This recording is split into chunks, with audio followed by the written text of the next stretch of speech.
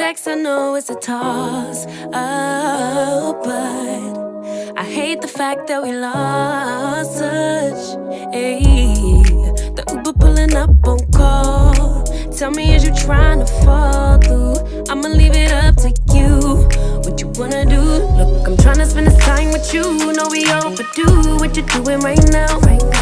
Baby, won't you swing my way? It's been a day and I've been thinking out loud. I know I want you. Long time since the last time. Got a tab, we could run up. Knew you from the way, now we grown up. My look, yeah, made the realest ones nervous. But if you want it, tap in. I think that I know somewhere that we could go to crash land. We could keep the pace on slow jam. Don't leave me on red. Can we go back where we first began? No plans, all we had was the moment. Just text, I know it's a toss-up.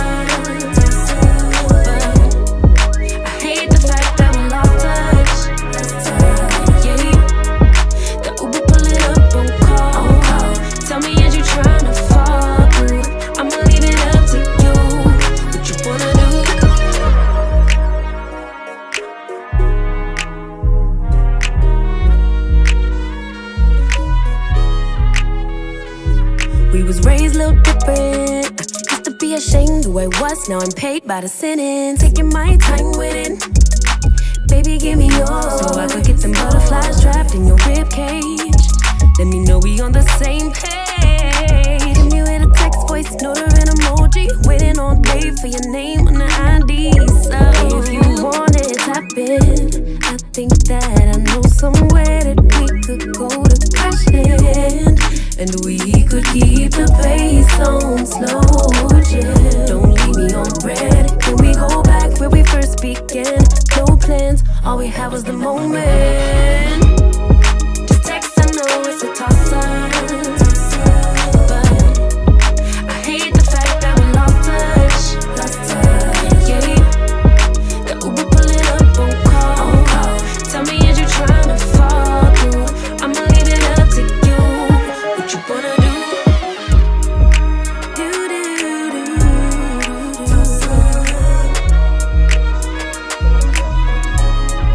Lost touch,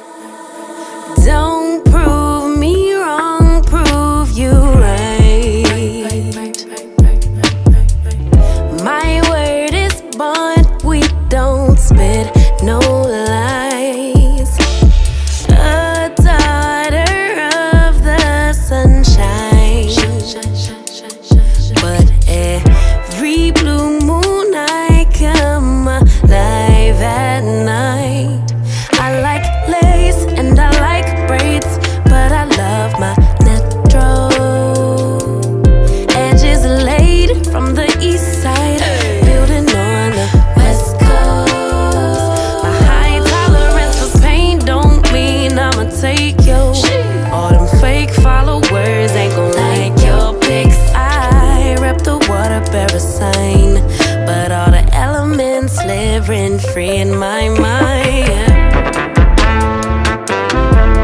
Moody.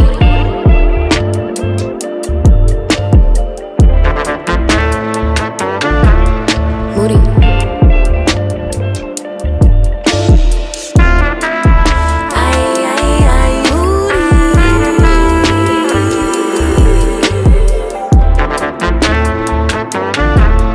Moody. Oh, you big Moody. I crave love and attention, but I keep everybody at a distance. If I build it, will y'all really come? Bought all these panties, but I really don't wear none. I like boys and I like girls, but I love my baby. Some may judge, but Emmanuel is still God within me. Yeah. I don't drink liquor, but it's something about a champagne toast. Still can't swim, but I sure could float. I rip the water parasite, but all the elements live rent free in my mind. Yeah. Moody.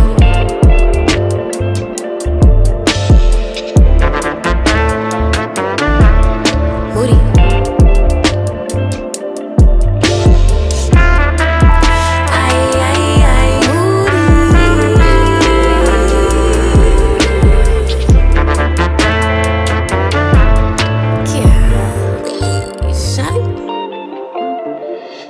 Moody.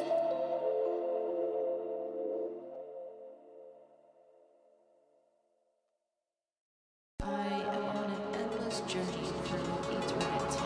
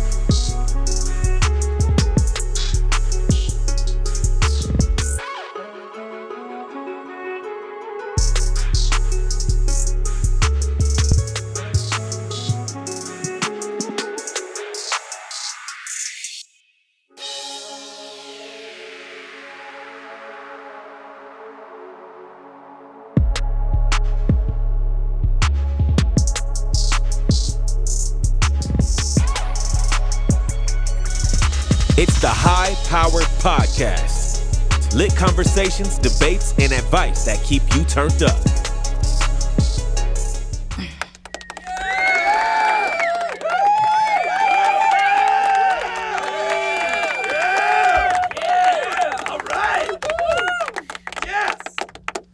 How you doing? Wow. What Yada tearing in the Fugazi about? What he tearing into him for? I would like to know that. He can't say nothing. He can't talk when other men talking to him though, huh? Right. Well, look. Let's see. Camera. Okay. All right. So, I want y'all to understand tonight is trigger warning. Big trigger warning. So if you cannot handle tonight's discussion, I'm going to need you to just go on somewhere else and have a great Monday night. Get ready for work tomorrow.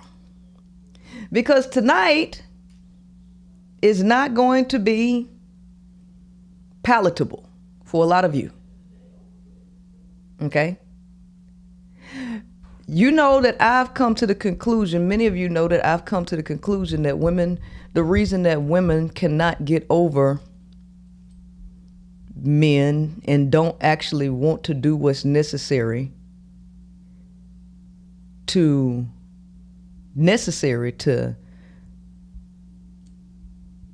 challenge the patriarchy is because women are the creators of it. Women are the creators of it. And who does it begin with? It begins with the boy mom. It starts with the boy mom. Now, I need you to understand that there is a difference between a mother of a son and a boy mom. I need you to understand that there is a difference between a mother of a son and a boy mom. One starts with mother. I am a mother to a child who happens to be a boy, who happens to be a male. I'm a mother. And what is the job of a mother? Teach, coach, nurture, lead. Teach, coach, nurture, lead. Prep your child to be ready to face the world and to be a productive citizen. That's what it means to be a mother. And you do that for both boys and girls. But boy mom, that's a whole nother thing right there. The first word in that sentence or that phrase is boy. It precedes mom, which means that the identity of the woman who calls herself a boy mom is wrapped up into her son. See, mother of a son, the first word is mother. I am a mother to a son. Boy mom says, my identity is attached and wrapped around my son. And then you have mom instead of mother. Short, kind of slangish, we cool. This is my buddy. It gives a different appeal. So it's a totally different psychology in the mind of a boy mom. And we know that there is a major issue with enmeshment with women and their sons. We know this. And the most popular thing that we have is emotional incest. Women have a big issue with emotional incest with their sons. And there's a clear difference in how a woman treats her daughter versus how she treats her son. And there is a reason for that. There's a reason for that. give me a moment. Let's take a look at some things real quick before we get into what I'm gonna get into. Right? Just from different cultures. I'm sorry. You fucked up my food. Make it right next time. Ma, that's messed up. Oh my god, let's deport him. Yeah. No, we just need to support your brother during this difficult time. Nah, I know ISIS's number. We can sell him. No.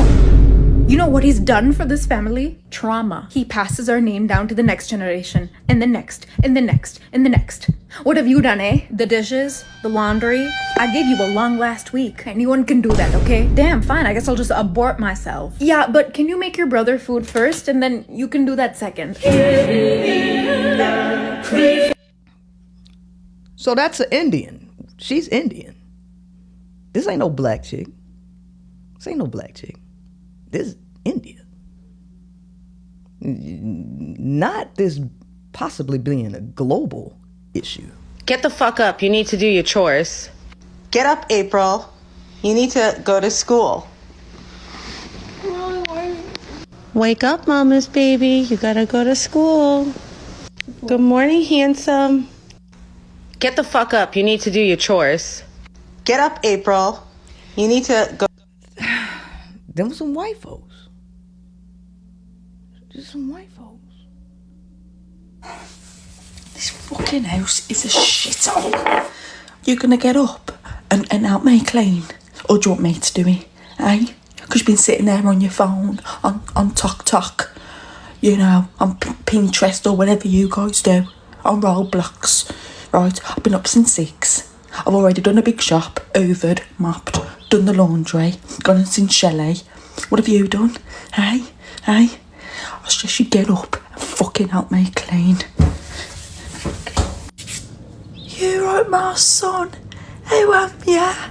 Oh, was that too loud cleaning? Oh, baby, I thought you'd have a lie-in. Oh, I'm sorry. Will you go back to bed, right? And I'll make you a nice fry-up, right? Would you like a cup of tea, Bab? Alright, will you go back to bed? Yeah, and I'll get that for you. Alright, Mummy loves you. Alright, Bab. Are we talking different cultures here? Mama, I'm sick. What do you need? Mama! What do you need, Habib? Bismillahirrahmanirrahim. Bismillah. You feel your temperature? Allah, it's too hot. It's too hot. That's too hot. Mama, it was 98.7. We have to go to the emergency room. Yalla, imshi. But mama, what about me? I was sick last week. دخيل الله انت كمان. You, the baby maker. هذا, the money maker. مش فاهمة? Mama, I think I'm sick. You're sick? When I was your age, كان معي كورونا. كان معي إيبولا. كان معي macarona, and my room was still cleaner than this. تعال حبيبي. This right here is going to make you better right now. تعال حط هاي هون. Mom. You see, this is a global reality. Ma, guess what? I got straight A's and I'm class president and I got elected homecoming queen today. Okay, well, you still getting out my house when you turn 18. Oh, well, Ma, I got all else for real. I might fuck around and flunk out. I don't care, son. I don't care about stuff like that. You can even drop out if you want to. Long as you here with me, my king. Ma, I work at Walmart now. You gonna be able to take me to work? I ain't the one who told you to go get no job. You need to be saving your money so you can get out my house, but I'm not taking you to work. You can catch Uber or something. Well, I ain't getting no job. I'm a street nigga. Look at my handsome son. I don't want you to move out, son. You can stay here till you're 36. As you going dressed like that with that crop top on. I'm just going to the mall with my friends. You're gonna end up getting pregnant. You're gonna get the hell out of my house when you get pregnant and you have a baby. Fuck you and that baby. For real, I don't care. I'm killing these niggas. I'm drilling these niggas. I'm killing and killing and killing. I'm killing these niggas. I'm drilling these niggas. I'm stumping. I'm killing. Look, you gonna be the got them girls pregnant, and they gonna be coming to my door. I'm saying, don't come to my door, hussy. That's my son right there. I'm gonna take up for him, but if you do have a baby, I mean, I'ma love my Gigi baby so much. Ma, guess what? I got. Now, if we being honest, we know this is the truth. If we being real, we know this is the truth. So, what is this? What is the deal with? What is the deal with women and their sons? Well, remember the research paper I pulled up, the fragile male. You remember that? I'm gonna pull it up again, and I want to read a specific part in there. I want to read a specific part in the fragile male research paper. Then I want to talk a little bit about male microchimerism, where male DNA is lodged in the mother's brain from her child, from her son. Okay. Now, there's this interesting connection that a mother has to her son for a reason. Now, remember, this fragile male research paper speaks about the male's weakness and fragility from infancy, or from conception to the grave. From conception to the grave. Okay? So here's the fragile male research paper, right? And I want to read this first part, and then I'm going to drop down to another part. The human male is on most measures more vulnerable than the female. Part of the explanation is the biological fragility of the male fetus, which is little understood and not widely known. A typical attitude to boys is that they are or must be made more resilient than girls. This adds social insult to biological injury. Culture and class make a difference to the health and survival of boys. The data presented here have implications for the clinical management of male patients as well as the upbringing of boys. Now, let's skip all the way down here to infant boys are more sensitive. Now, because the male is so much more fragile than the girl, she's far more developed and advanced, which makes her far more independent, which makes a mother feel like her daughter doesn't love her as much as her son, because her son is so weak and he's more attached to the mother due to his need to make her serve him due to his fragility. So if newborn boys are less mature than girls, then they probably require more attention. Trevarthen observed that parents tend to mimic newborn boys more than they do girls, suggesting that as caregivers, they have to work harder with boys. Tronick and Weinberg state that infant boys are more emotionally reactive than girls. They display more positive as well as negative affect, focus more on the mother, and display more distress and demands for contact than do girls. That is critical, because the belief from women who have boys that their sons love them more than their daughters is due to the male having to manipulate the mother to focus on him more because he's more fragile than his sister. If I go back all the way up here to the top, it states a newborn girl is the physiological equivalent of a 4 to 6 week old boy.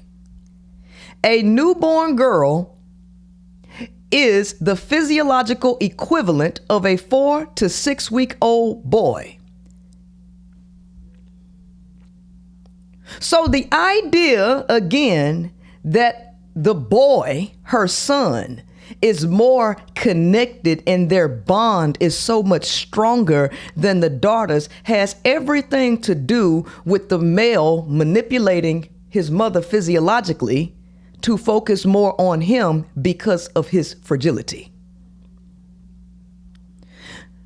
Not only that, we have to really look into the effects of male microchimerism on the female brain.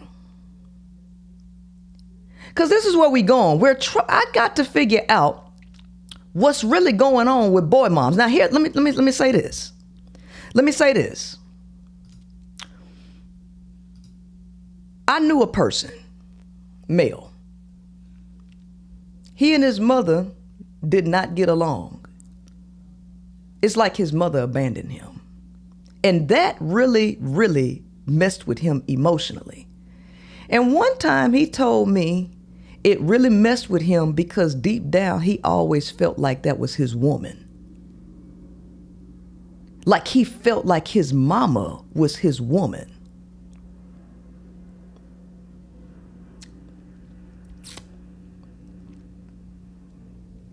Now we have to look at male microchimerism.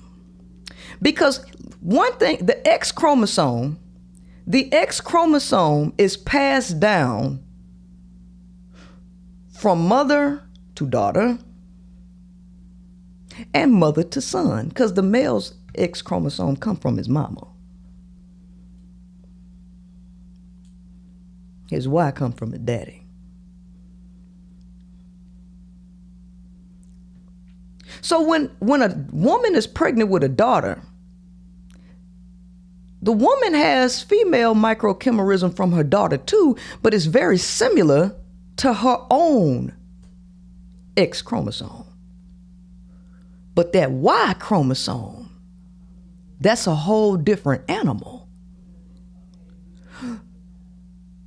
Y microchimerism or Y chromosomal DNA crosses the barrier and enters the woman's bloodstream, and male DNA from her sons get lodged into her brain.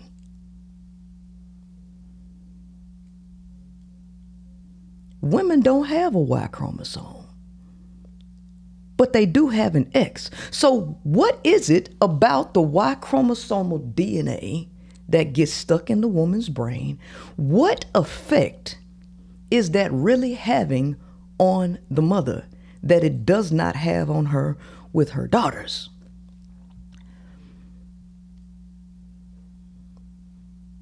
So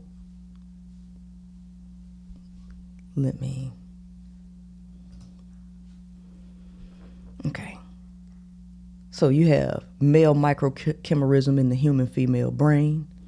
Hutchinson's Center study finds DNA in women's brains. Male microchimerism. Bearing sons can alter your mind.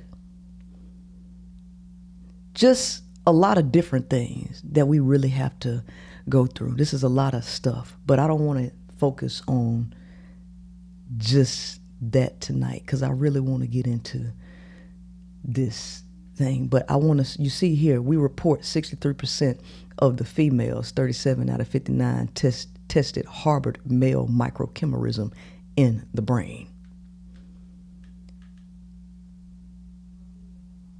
Why are we talking about this? Because boy moms specifically, have a very, very dark mind.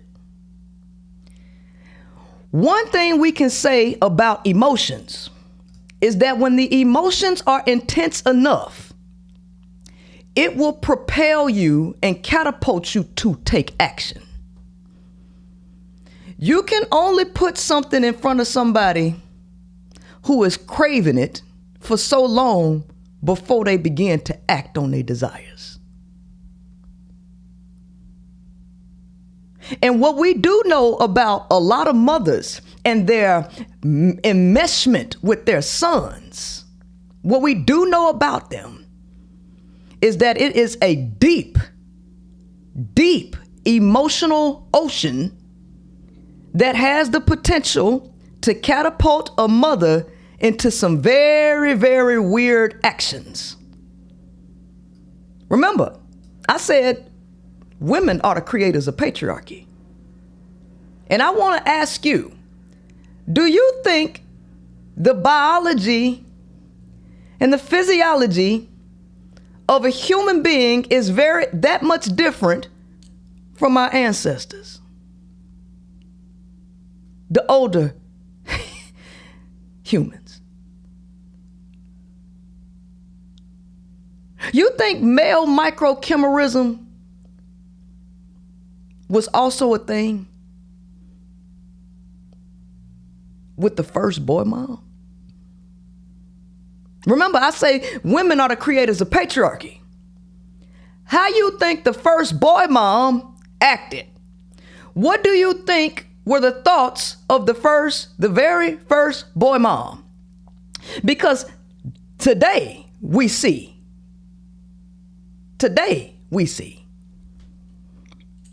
that male DNA from her sons is lodged into her brain.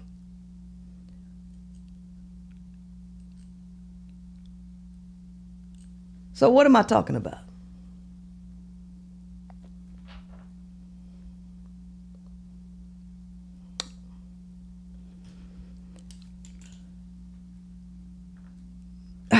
So if you are not ready to hear some triggering stuff, now is your opportunity to leave. Now is your opportunity to leave.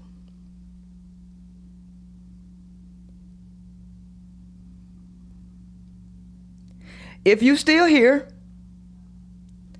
I'm going to assume that you have the ability to handle what I'm about to start to read to you.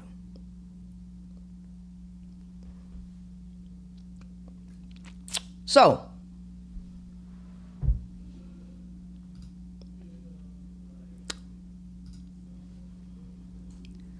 motivation. Why do moms and sons choose to lay with each other? See, some of y'all assumed that it was just adult mothers messing with their underage. Some of these women's sons is 30, 40, 19, 25, all age ranges. So, this is from a mother. I say patriarchy was created by women. And women don't like to hear that they the creators, supporters, and facilitators of patriarchy. Because see, when it's time to actually let the Peter Whacker go, that's when you come undone and show your true self. That's when you show your true self. When we start talking about you and your relationships with your sons, this is when you show your true self. Like anything, there can be a multitude of reasons why moms and sons choose to lay with each other. There can be good reasons or bad reasons. I'm trying to figure out what's the good reasons. But this is coming from somebody who's doing it.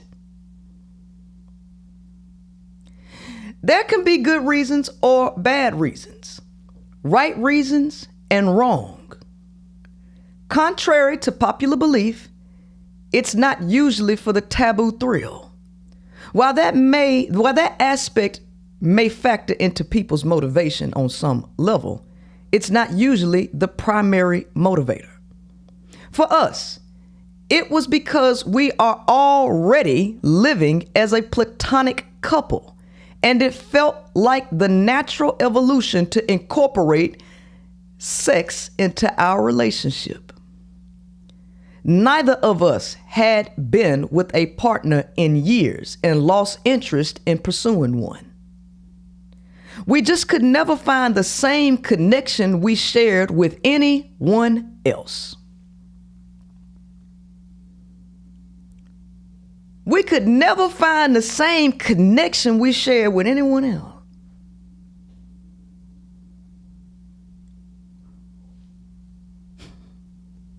So humans are looking for, obviously, feelings, which is being some form of a dope fiend. I want you to understand that. I want you to understand that. This is dope fiend behavior. Strap your seatbelt in, because this ride gets very wild. We are traveling down the deep, dark mentality of a boy mom.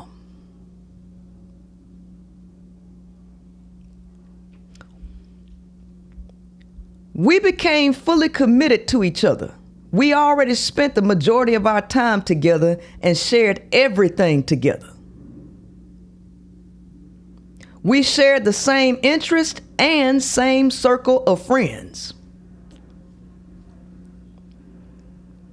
Pure love and bond. Of course, the most common reason that moms and sons begin this kind of relationship is their deep love for each other. Now, stop right there. What did I just read to you about male fragility and the son's impediment because he's weaker than his female counterparts?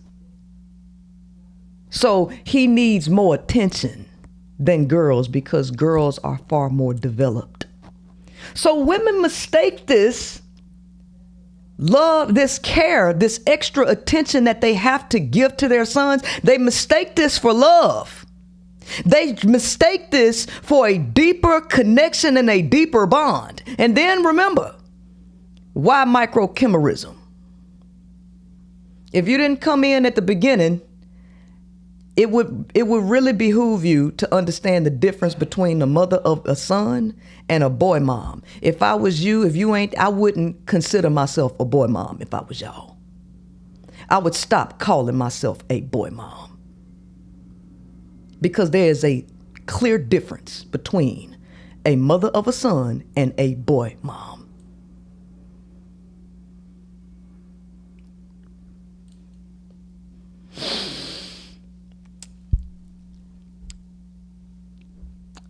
Of course, the most common reason that moms and sons begin this type of relationship with each other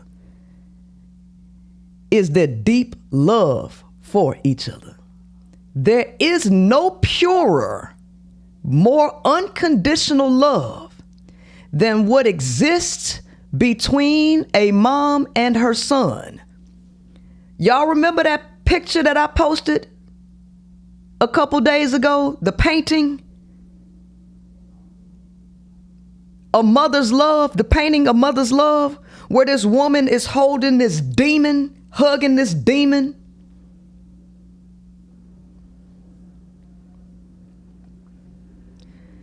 There is no purer, more unconditional love than what exists between a mom and her son.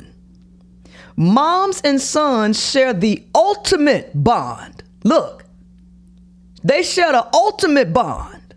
See, this why a lot of women treat their daughters like trash.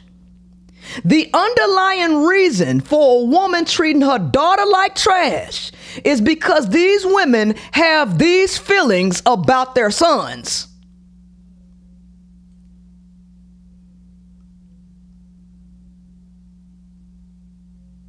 And this is the reason why these women try to groom their sons to be like them, to train them like the men they want to date. This is an underlying reason for a lot of women. They don't want to admit it though.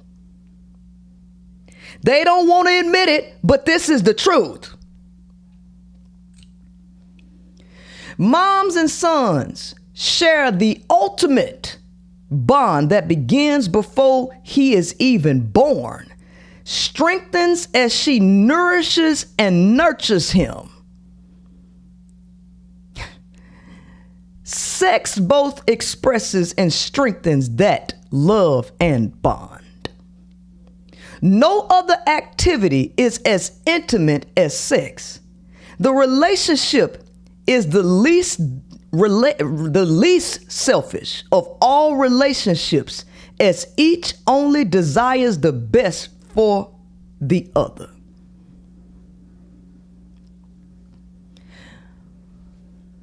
For some, including us, sex is unambiguously linked to love. Stop right there.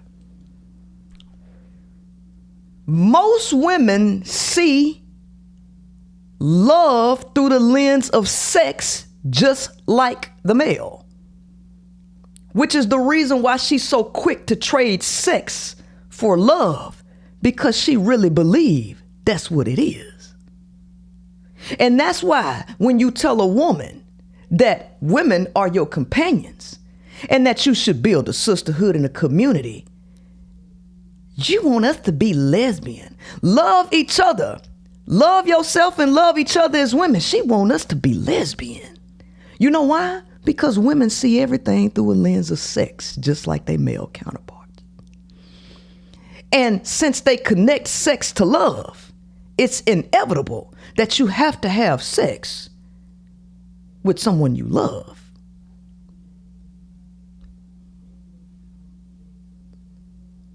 Now these women want to act like they mentally stable. They want to act like they mentally stable.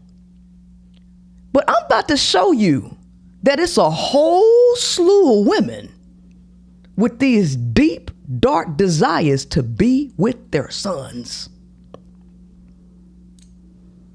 That's why she'll tell a dude that she with, don't touch my son. Remember that woman that went to that dude's house?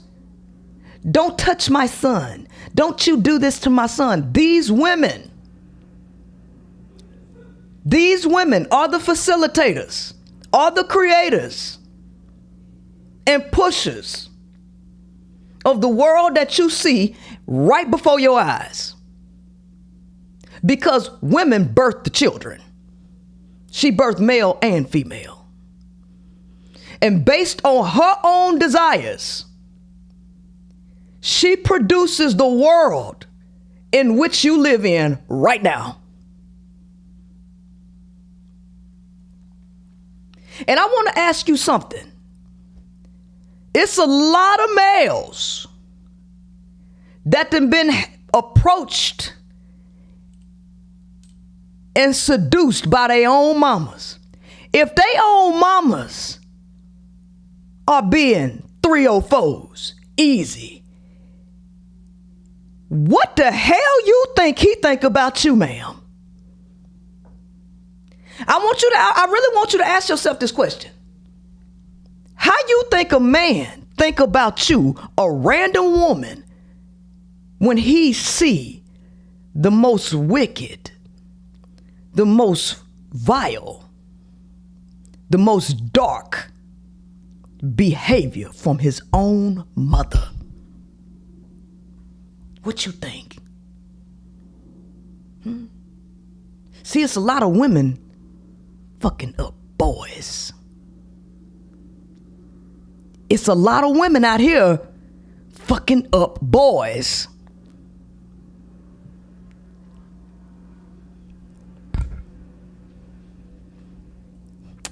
For some, including us, sex is unambiguously linked to love. So it's natural for those who associate love and sex to gravitate towards mating with a close relative. Those who respect this value would never engage in casual sex, but still need to satisfy their natural urges. if they don't have a loving, quote unquote, traditional mate, they may turn to each other. Now, I want you to see why religion casts sex as a sin.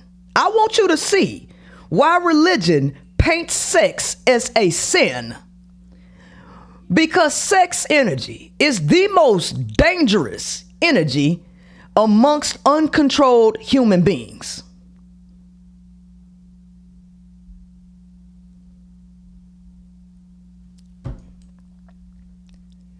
For many mothers and sons, they highlight an added feeling of warm bliss from the mindfulness of the son re-entering his mom and even planting his seed inside her womb, coming full circle.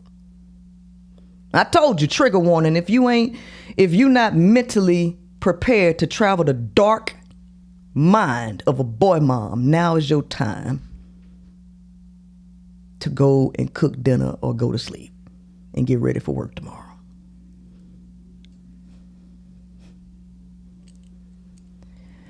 Insecurity, loneliness, and comfort. Now, men know, because men date women, men know that women are extremely insecure. There's a reason that men keep saying, y'all raised them. Y'all sitting up here complaining about these males out here, but you raised them.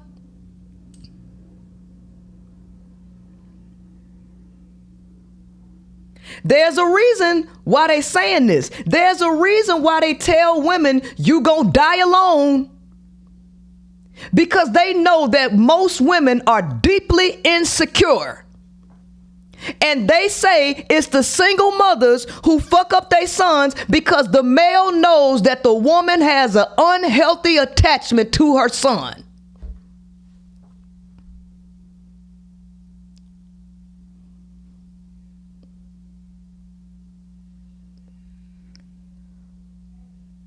So, one of the causes, one of the contributors for a woman pursuing her son, a relationship with her son, like a replacement husband, is insecurity, loneliness, and comfort.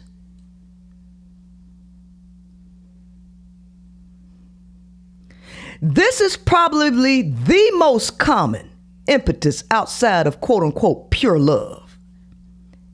I am totally convinced that humans don't know a lick about love. 99% of them don't.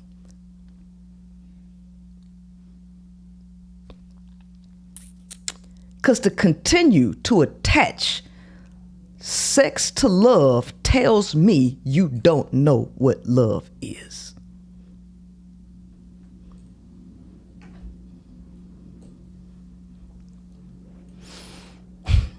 This is where mom and son get together to fill a void that one or both have. It's often as a result of feeling abandoned in the fallout of a failed long-term relationship. Stop. Women have a lot of failed long-term relationships with men. Women have a lot of failed relationships with men. And when they have sons, they start turning to their sons. Now, this explains why anytime their son get a girlfriend or something, she don't like the girl. She never likes the girl that her son bring around. This is why. Because these women have deep sexual feelings for their sons. And enmeshment is a catalyst to this behavior.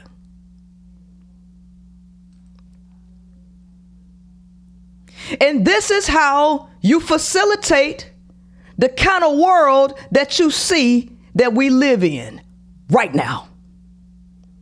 But women don't want to take no accountability and no responsibility for the hand that they play and the way the world look today.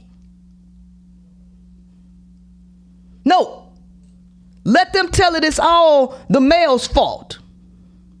But the male is a reflection of the women. The males are a reflection of the women.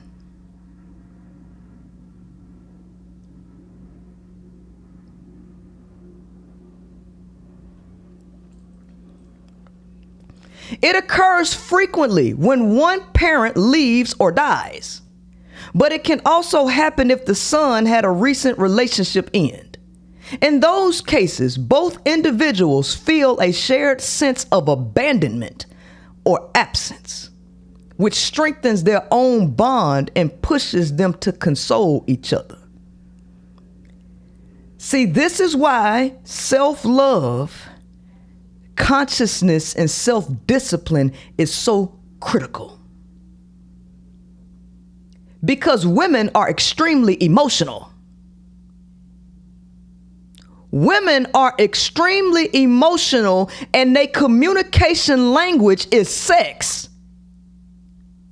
This is why women do everything, and they will exchange sex for everything. She'll exchange sex for a damn plane ride. She'll exchange sex for some food. She'll exchange sex to feel loved. She'll exchange sex to feel seen. A woman will trade sex for everything on the planet. And she don't care who she get it from. She don't care who she traded with.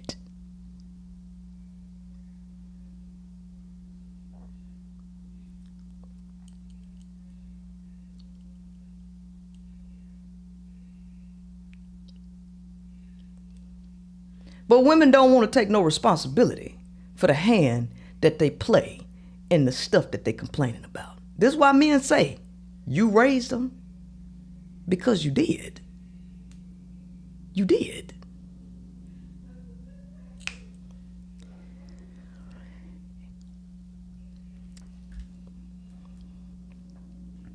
Each individual may have indifferent causes.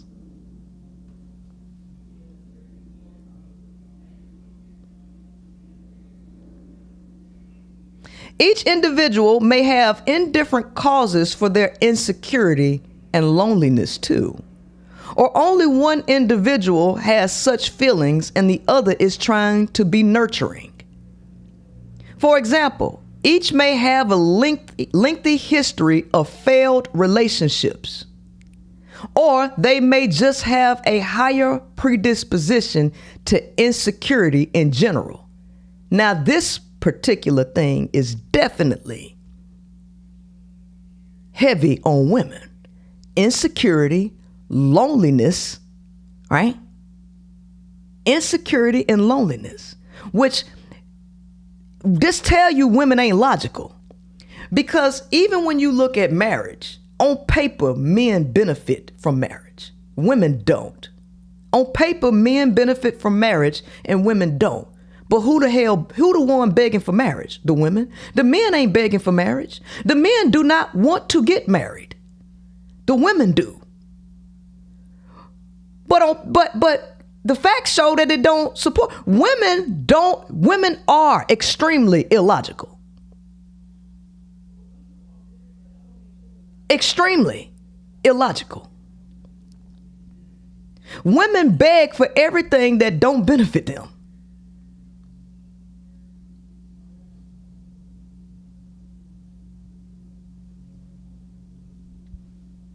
Women are the ones who actually don't die alone unless they was a terrible person. Because typically their children are there for them. Their family is there. Women typically don't die alone unless they were terrible people. Men are the ones dying alone. But let women tell it, it's like they're dying alone, no matter who's around them. If they don't have a man, then they're alone. Women are extremely illogical and irrational. Illogical and irrational.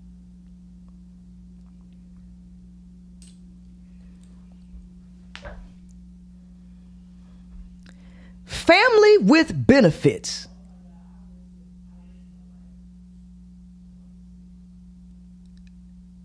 See, here's the problem. Here's the problem, Maria. See, y'all have group identity. I am a woman, but I don't identify with y'all asses. I don't. I know very well I'm an exception to the rule.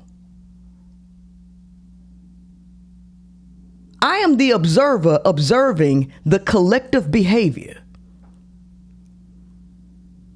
I don't understand why you want me to say we, which is the reason why you all get antsy if a man say a woman this, a woman that, or a black woman this, a black woman that. This is why y'all coming undone, because you have group identity. I don't have group identity. I'm an individual, and I know that. You daggone Skippy, I'm a woman. And anytime a man say anything about a woman, I'm not getting mad, because I understand that they're telling the truth about what they see and what they experience when they deal with women. The collective behavior is not my behavior. That's why I can observe this and call it like it is. I can observe this behavior and call it like it is. You all have an issue because you identify as a woman. So if anybody say anything about a woman, you getting your feelings hurt. Not all women. I don't never say that. You never hear me say not all women when some man or some woman saying anything. You know why? Because hit dogs holler. I'm not no hit dog. I know unequivocally I'm the exception to the rule, and I don't have to say it. Anybody with common sense that got ears and eyes to see can see that I'm not the average motherfucker. So my feelings ain't getting hurt by calling women out on their shit. That's what y'all get for identifying with group politics. That's what you get for identifying with a low-level group.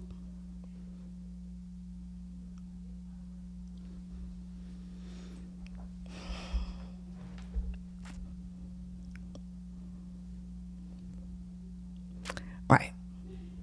Family with benefits. We all have sexual needs to be satisfied. Sometimes we don't have a reliable access to a mate. So desperate for sex. No sexual discipline. So since you ain't got no sexual discipline, you just got to sleep with anybody within the vicinity. You got to sleep with anybody in the vicinity. The closest person to you. Huh?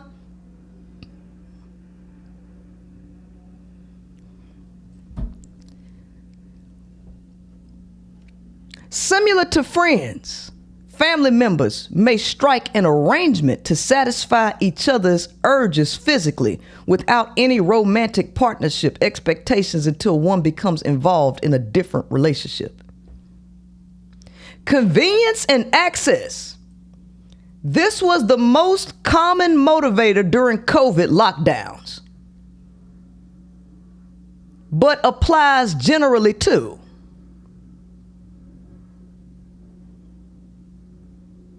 Even an older son still living with his mom and living together in the same house provides convenient, easy access to each other. How many mothers still got their 30, 40-year-old sons living in the house with them while they kicked their daughters out eons ago? Huh?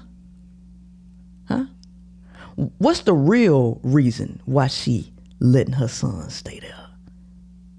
What's the real reason that she want her son all up under her all the time?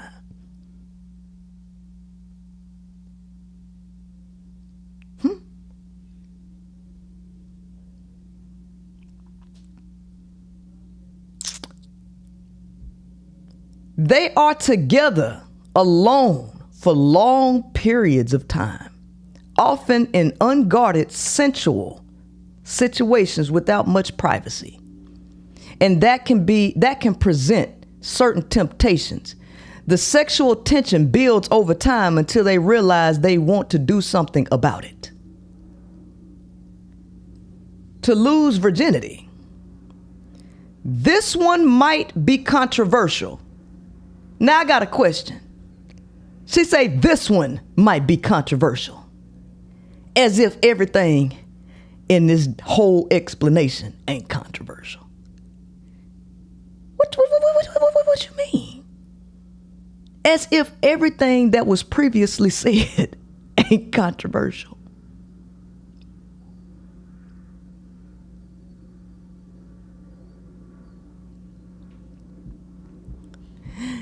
This is the reason why ain't nobody finna quote unquote overthrow no patriarchy. Not when you have mothers who birth boys and have these attachments to their sons. And not when you got women outside who are Delulu juice crazy, still support. Y'all do realize this is an uphill battle. Like, are you sure that women ain't the creators of patriarchy? Prove to me that they didn't create, support, and maintain this. Because the first boy mom, the very first boy mom, right here. Right here. Behind every strong man is a stronger woman who produced patriarchy.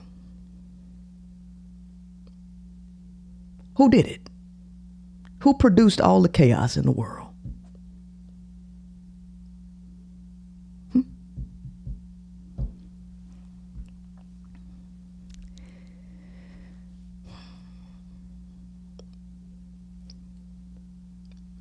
This one might be controversial, but it's true. Even with adult sons, if the son has reached a certain age and still not had sex, he may feel embarrassed or frustrated and seek out sex from his mom. Not her having another helping hand, not her passing out peach cobbler too, not her letting him stay at the house the rest of his life. Not her cooking for him, not her cleaning and everything and handling conflict for him. She also gonna help him out with peach cobbler too.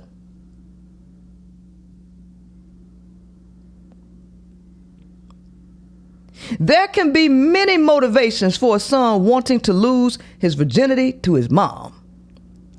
It could be convenience and access, or it could be fear. As we all know, the first time sex is intimidating and terrifying. Losing your virginity to a trusted family member offers many benefits, especially for the shy and timid. It allows for a safe, patient, nurturing, and non-pressuring experience. Some may choose it because they want their first experience to be with someone very special.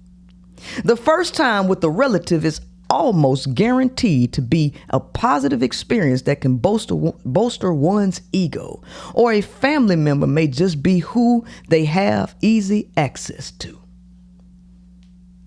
See, this is why you can't trust nobody.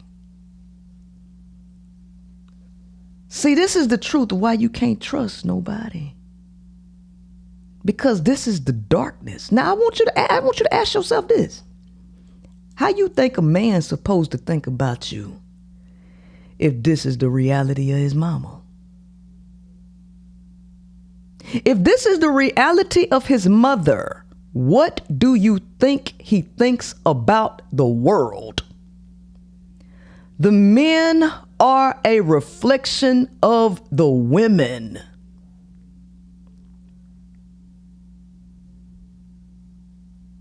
And the women do not want to own up to the hand they play in this world.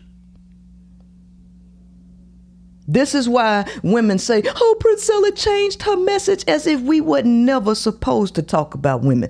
After I teach you everything there is to learn about a man, neurologically, biologically, psychologically, what else you want me to say? Because it's on you now. At this point, it's on you. What are you doing? Women, swear to God, they ain't doing nothing. Women ain't did nothing. They innocent. Damsels in distress. That's victims of patriarchy when in all actuality, they are the producers of it. When they are the facilitators of it. Which only validates men's point when they say women like bad boys. Women like no good males. Women out here committing crimes.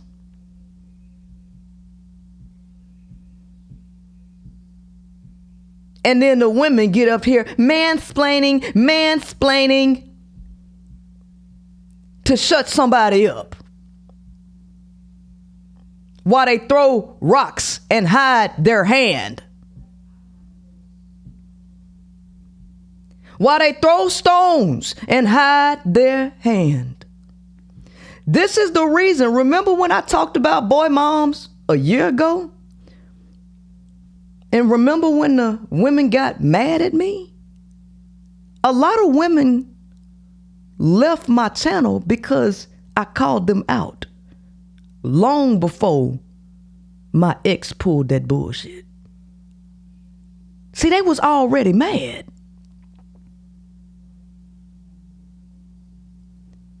Because they want to hold up the image that they ain't doing nothing. See, this is the reason why women hate each other. This is the reason why I say women created men to use them as attack dogs against other women. And it started with the boy mom. It started with the boy mom. That's who it started with.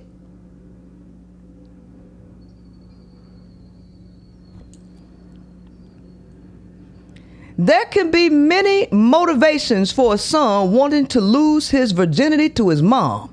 It could be fear. Oh, wait a minute. Oh, I already read that. To produce offspring.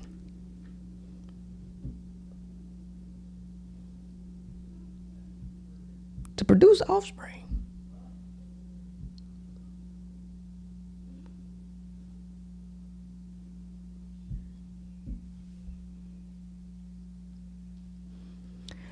While not common, moms and sons may have that type of relationship with the explicit intention of conceiving a child.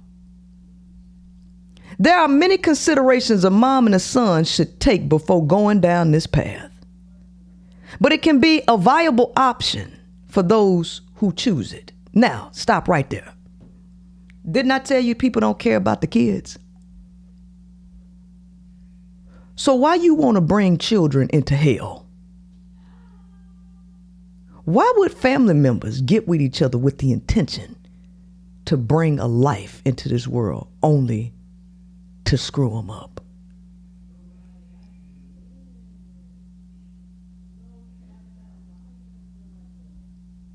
See, this the type of stuff don't nobody want to touch.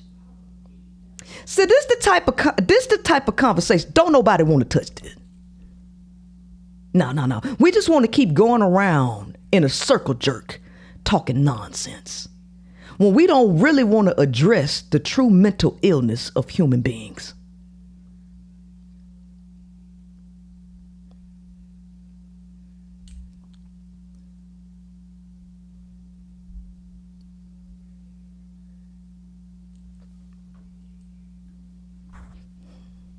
Having children together isn't usually the sole stimulus for moms and sons to commence a sexual relationship, but rather a secondary consideration.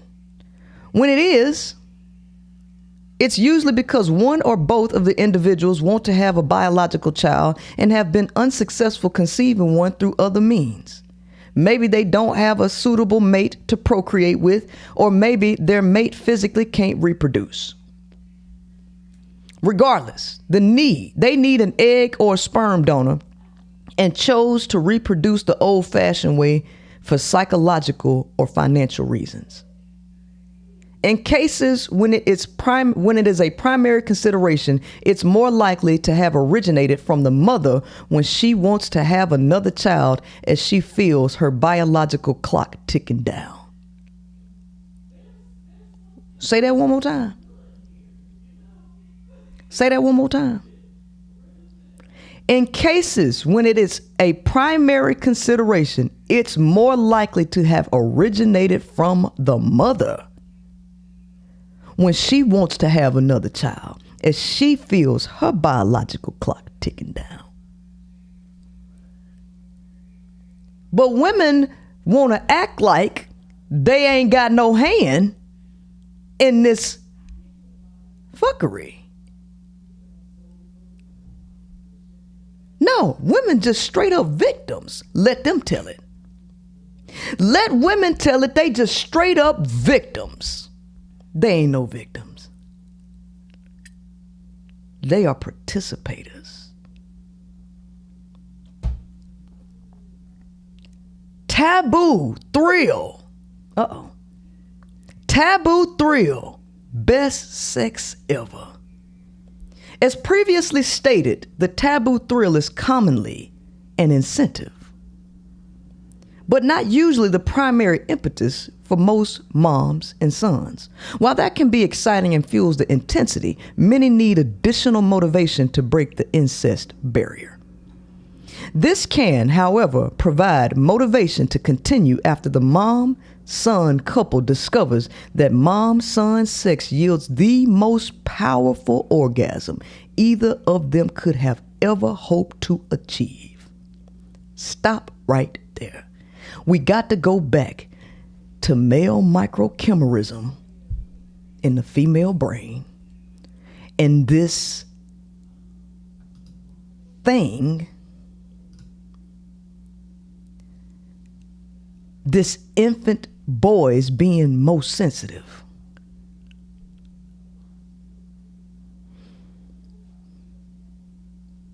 This connection that a woman think that she got with her sons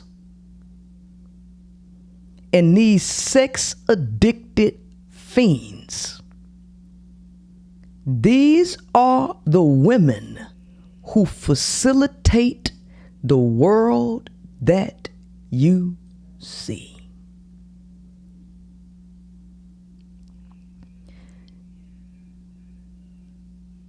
Everybody else is thinking on a surface level, going back and forth on bullshit. The goal of the High Power Podcast is digging deep to find the root of the issue. And what knowledge has led me to find is that the woman is the creator of all this shit. That's what study and research led me to find. And women do not want to accept accountability and responsibility.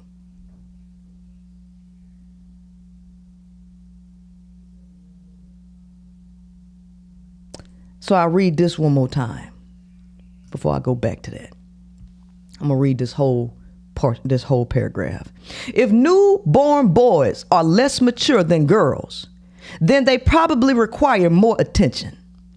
Trevarthen observed that parents tend to mimic newborn boys more than they do girls, suggesting that as caregivers, they have to work harder with boys. Tronick and Weinberg state that infant boys are more emotionally reactive than girls. They display more positive as well as negative effect, focus more on the mother, and display more distress and demands for contact than do girls. See, that right there is the critical key to what makes a woman think that her sons are more connected to her than her daughters. Girls show more interest in objects, a greater constancy of interest, and better self-regulation of emotional states.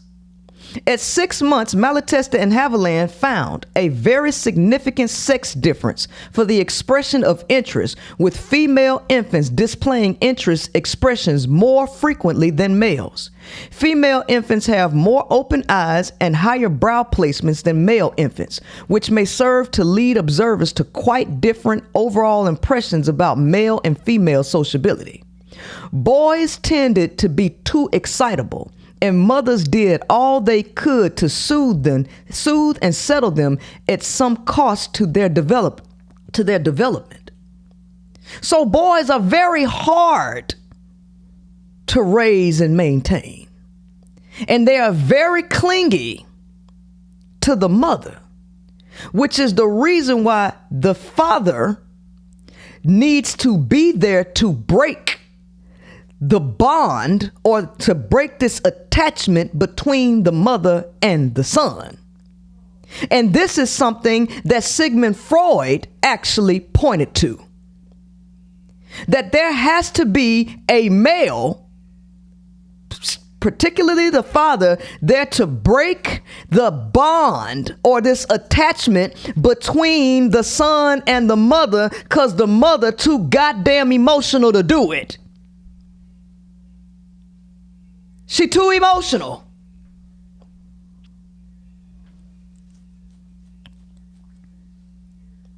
And a woman's overly emotional attachment to her son lead to the stuff we talking about tonight.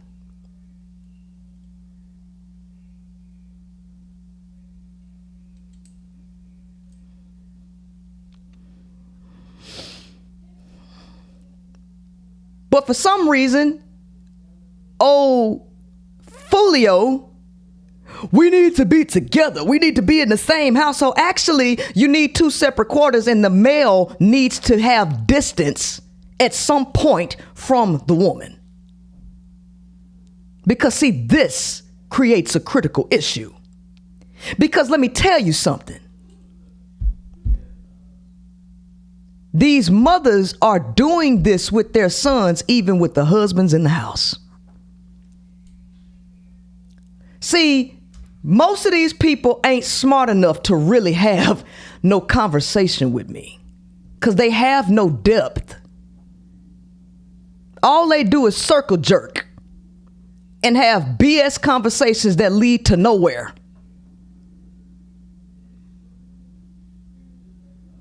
This is the reason why most people can't figure out where I'm coming from, because they one-track minded and they have boxed mentality. They have group identity. They have jacked up belief systems, and they looking to hear your opinions, hear their opinions come out your mouth. And as long as you speaking something that they agree with, they understand you. Soon as you make a pivot and add another layer, you done lost them. They don't understand. They don't understand depth. They don't understand truth. They can't perceive it.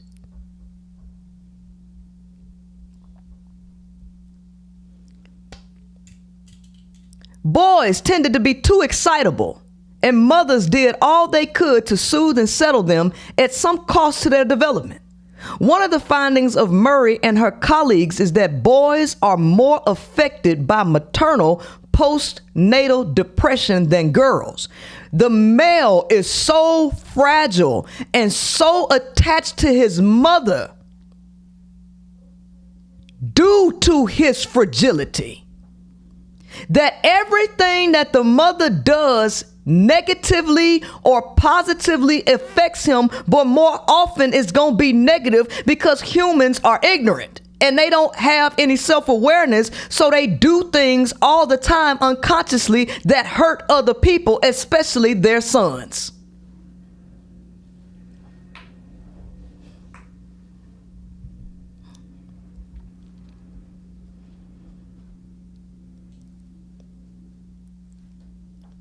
One of the findings of Murray and her colleagues is that boys are more affected by maternal postnatal depression than girls, the effect extending into nursery school years.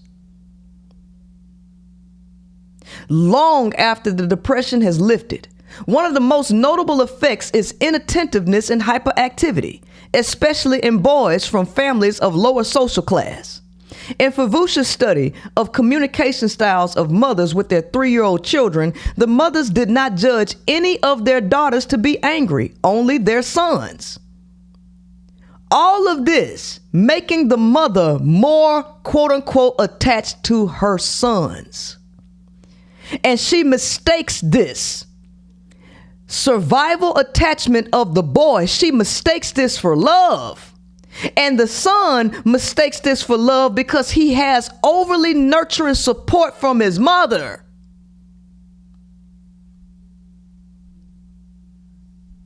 Due to his fragility and due to her loneliness or whatever, any other element that can catapult and nurture such an unhealthy relationship dynamic. Especially if the father left. This abandonment issue, the women turn to their sons. See, the first boy mom, the very first one, set off a full cycle that has extended into centuries. And this is why no matter what a male does, a woman will let him get away with it. A woman will try to find a way to help him cover up any misdoing, any misdeed. And then the women nurture their daughters to make sure that their daughters treat the male the way she treat the male. Serve your brothers.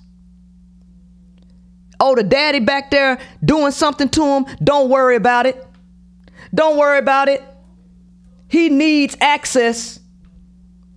See, this come from women, y'all. This come from women.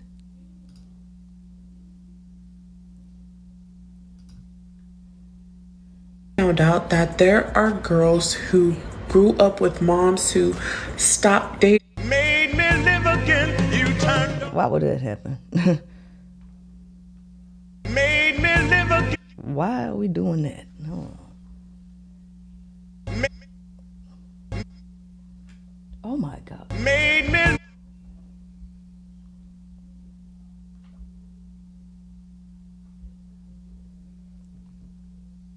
No doubt that there are girls who grew up with moms who stopped dating because she had daughters in the home. Mom would stop dating because she had daughters in the home. That's crazy, right? My mom moved a sex offender, a child sex offender, a registered sex offender into our home. I was 12. My sister was 13, 14, 15. Okay?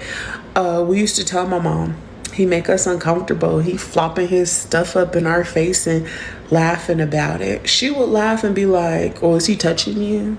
Oh, it's okay then. All right, me and my sister go to my mom. He looking at us, looking at our stuff and grunting like we're uncomfortable. She laughed. Is he touching you? Oh, well, it's okay. He offended a 12-year-old girl. Again, I'm 12 at the time. He offended a 12-year-old girl around the corner, went to jail. When he got out of jail, guess where he was living back at?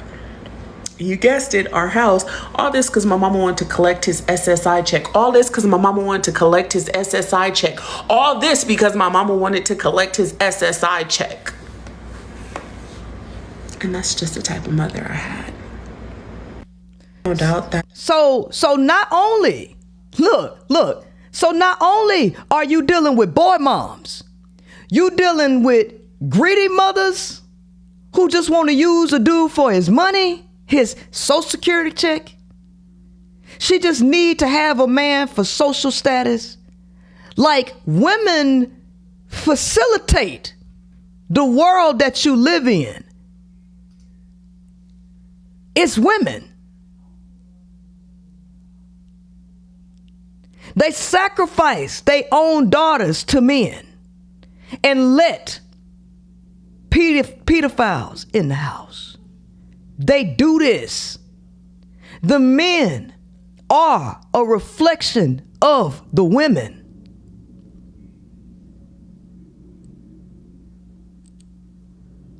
So not only are you dealing with that, you dealing with the boy mom mentality. The boy mom. Oh yeah.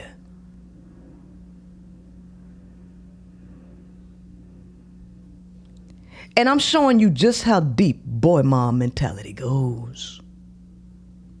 I'm showing you just how deep boy mom mentality goes.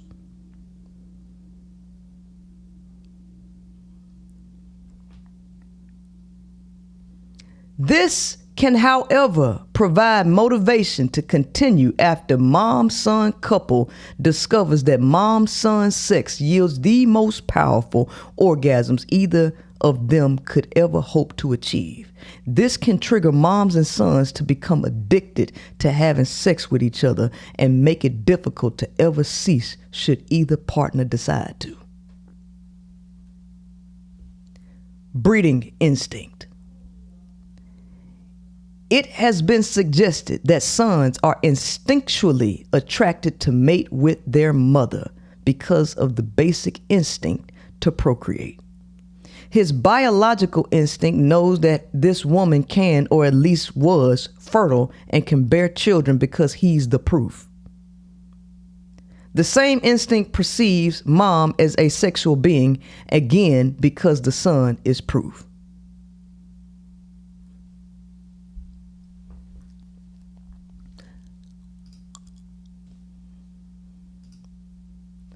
But women want to cast the image. They want to cast the image of being a damsel in distress.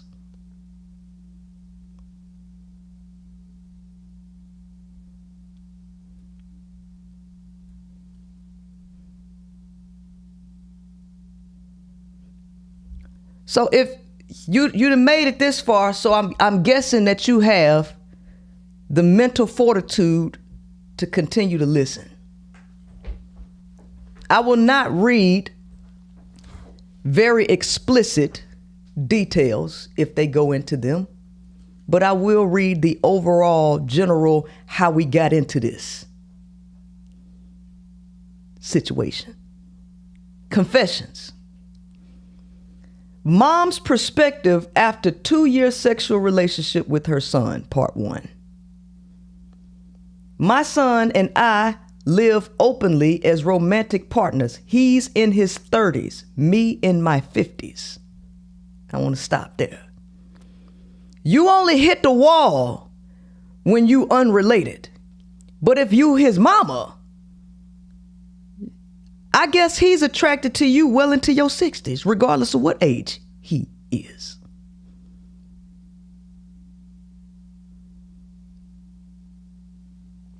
You hit the wall at 30 if you somebody else woman. If you a woman that ain't related. But if you're his mama, clearly you're attractive well into your 60s, 50s. He's in his 30s. Me in my 50s. We aren't ashamed of it. We embrace it. My close family and friends know the truth and support us. We've been quote unquote married essentially for years and consummated the relationship by becoming sexual about 2 years ago. My son has already written about us on Reddit from his perspective, but I haven't added my perspective yet, so decided it was time. We do write a blog together and have written elsewhere, and he's asked my opinion about various things as he's writing. For the most part, it's the same story, but from my angle, and he left out some details. I guess he was just too eager to get to the finish line. I've been trying to find the best way to write this without it being too long. I'll talk about it at an actual date. Let me skip that part. It was my son who propositioned me to have sex. It was my son who propositioned me for sex.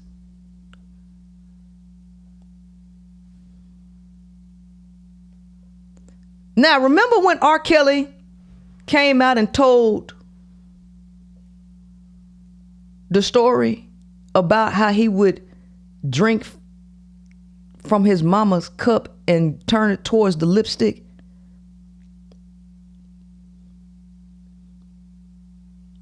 See, there's a reason why religion demonized sex. There's a reason why religion demonized sex and made it a sin. Because when you let humans go free and you start letting them talk, you start to see the truth about what's deep in their psychology. And you begin to see why the world is the way it is.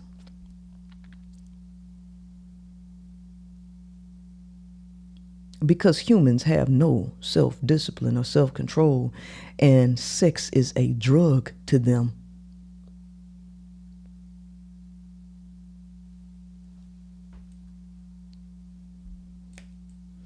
So it was my son who propositioned me for it. Essentially, he reasoned that we were basically a married couple anyway. So why don't we start having sex and make it official? Look how weak. Look how weak women are.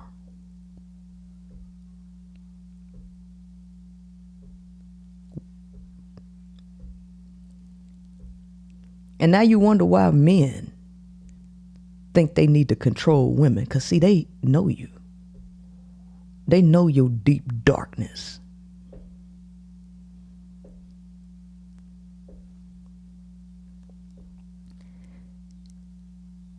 He described it as a natural progression of our relationships, which it was. I felt that too. He also argued that it was a good way for both of us to work off pent-up sexual pressure from going years without sex. For me, it had been almost 30 years, if you can believe that, and I wasn't one to self-pleasure either. I never had an orgasm before being with my son, so I didn't know what I was missing.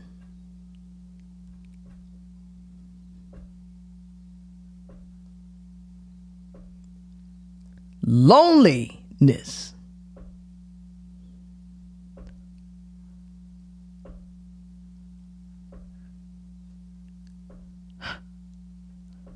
The most dangerous thing that could have happened is for humans to stop believing in some form of religion. Because these humans need religion to control their behavior. And even with religion, they still ain't controlled. It only controlled it to a degree. It really controlled perception because it didn't control their goddamn behavior. It just allowed people to sweep it under the rug and put an image out there. But humans need religion. They need fear in their soul.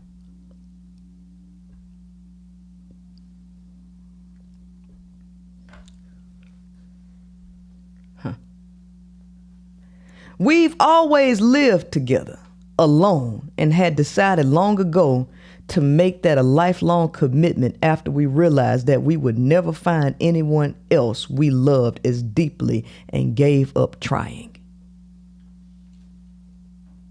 You see, this is why romantic love is bullshit. Because what you searching for is a dopamine hit. And since you can't find this fairy tale feeling that you're looking for, because somewhere you sold yourself on a fairy tale delusion, you decide that since I can't find the shit that don't actually exist outside in the world, let's just get it from each other.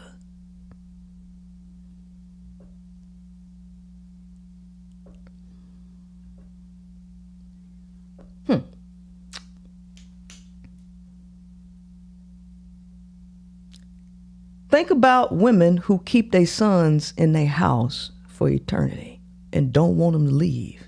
What do you think is the motivating factor allowing a woman to nurture her son and let him stay with her? You don't think that woman got sexual thoughts and desires about her own son, which is one of the reasons why she want him to stay and not leave?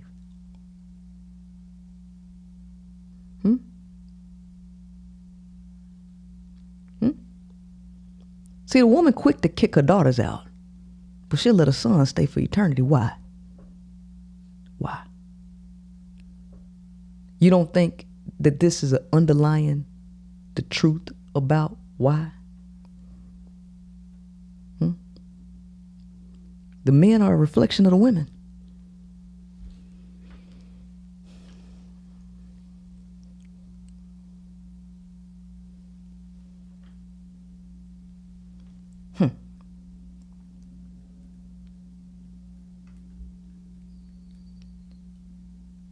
So we gave up trying. We were inseparable and did about everything together. It was loving, but a strictly platonic partnership. We had our own bedrooms and maintained strict guards regarding sex and nudity around each other. I can't lie. The thought of being with my own son had entered my mind countless times over the years. And this is the reason why y'all ass should be separated.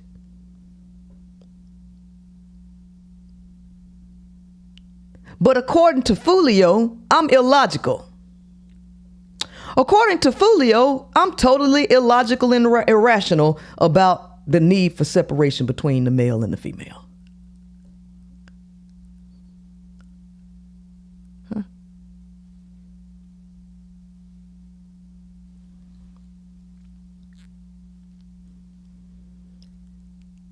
The thought of having this with my son had entered my mind countless times over the years. I just was too scared to say anything to him, and I don't think I ever could have. Ask yourself how many mothers that got their sons living in their house have the same fucking thoughts.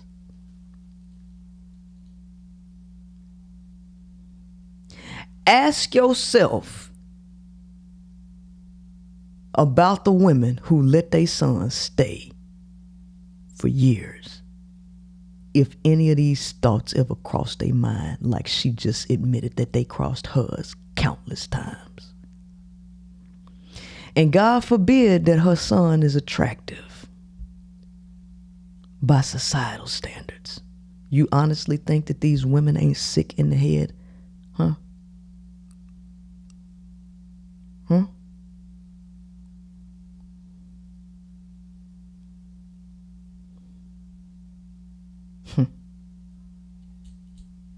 Wow.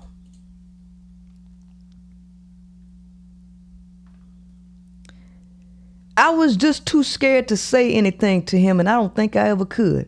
I always felt this certain electricity with him. It made me tingle inside in a way I never felt elsewhere. See, people chasing feelings. And the person who feels the most is a woman. So who would be the most addicted?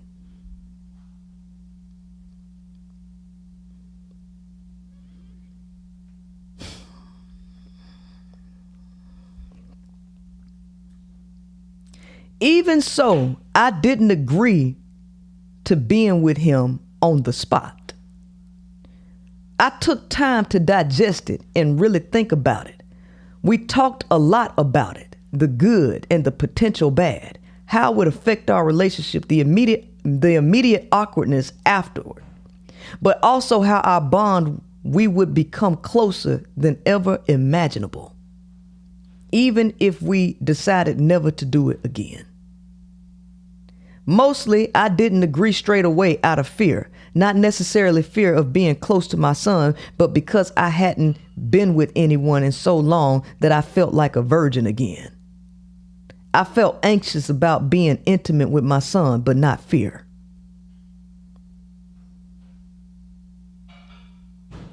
In the future update, I'll detail more, including the first time we did it and my feelings from that. I'm happy to answer any question.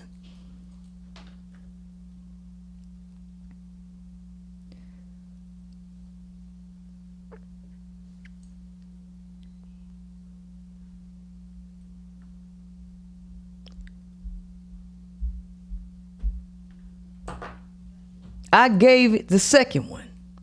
I gave into urges and had sex with my son. This is the second one. I gave into my urges and I finally hooked up with my son. I figured it would be best to do so when my husband doesn't know.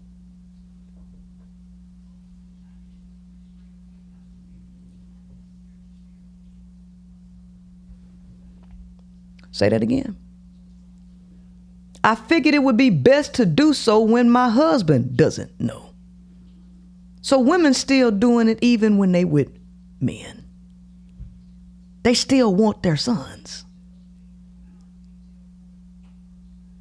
And people think I'm switching my message. You're switching your message. Princella is blaming the women. You thought it was just men that we was talking about? See, now when we talk about you, you want to back up on this decenter men shit. You can't decenter them because you addicted to them, even your fucking sons. The first boy mom. The first boy mom is the facilitator of this.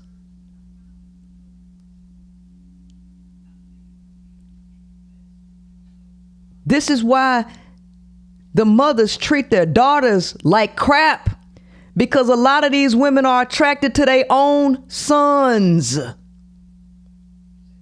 And they have no quote unquote connection with their daughter because the daughter is healthy, independent, and strong physiologically and biologically. What is it about that Y chromosome that really screw women up? What is it?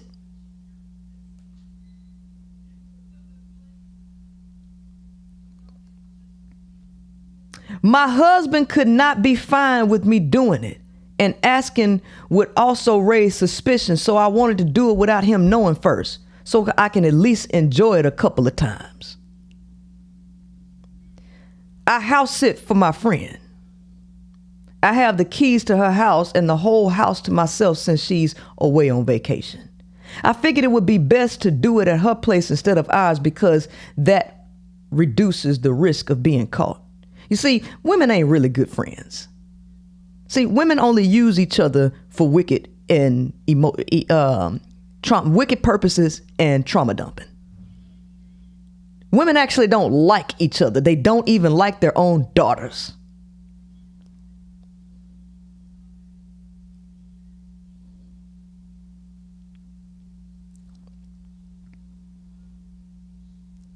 I go over, prepare the bedroom for us, and then I text my son asking him to come over because I need his help.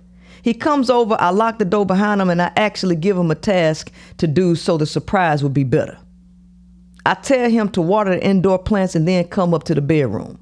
While he is watering the plants, I prepare myself in the bedroom, changing the sexy lingerie of his favorite color. It was condoms and all of that.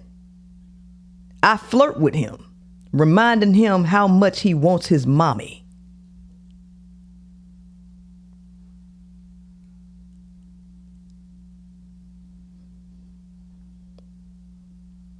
These the women that play victim.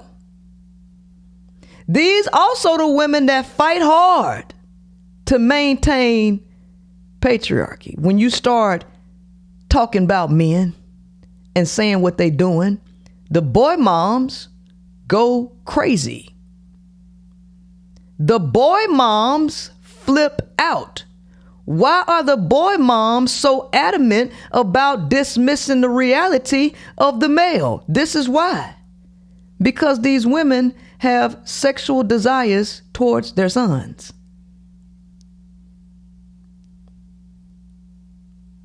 They facilitate patriarchy because they created patriarchy.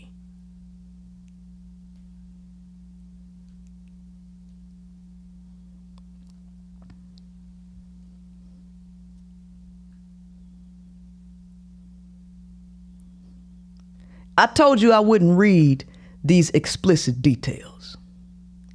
I'm not reading explicit details. But to end This happened around over 2 weeks ago, and we have done it almost every day since then. We do this passionately at my friend's house. I let him finish inside, though I'm not on the pill and my husband doesn't know. I cut out a whole bunch of stuff there and just kind of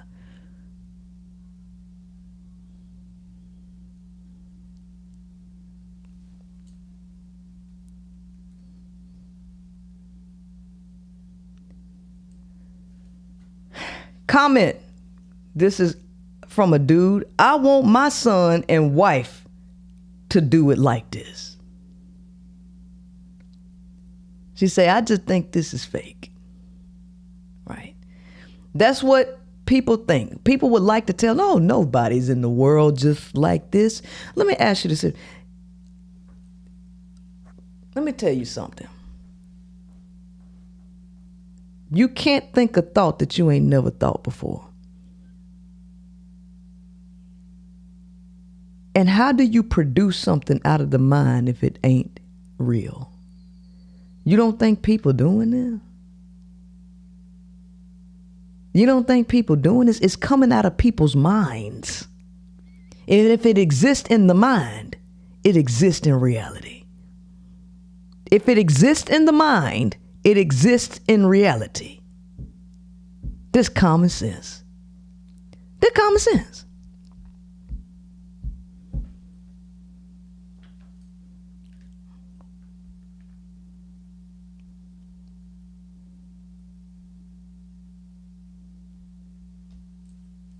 I'm 46-year-old female, regularly had sex with my 19-year-old son during the pandemic. I, 46-year-old female, regularly had sex with my son, 19 years old, during the pandemic.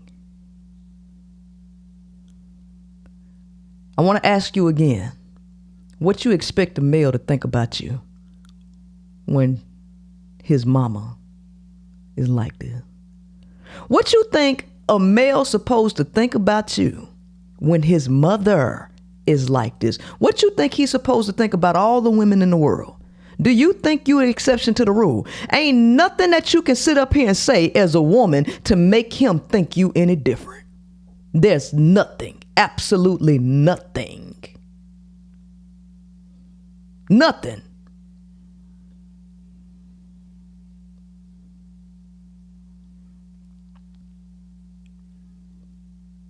Nothing.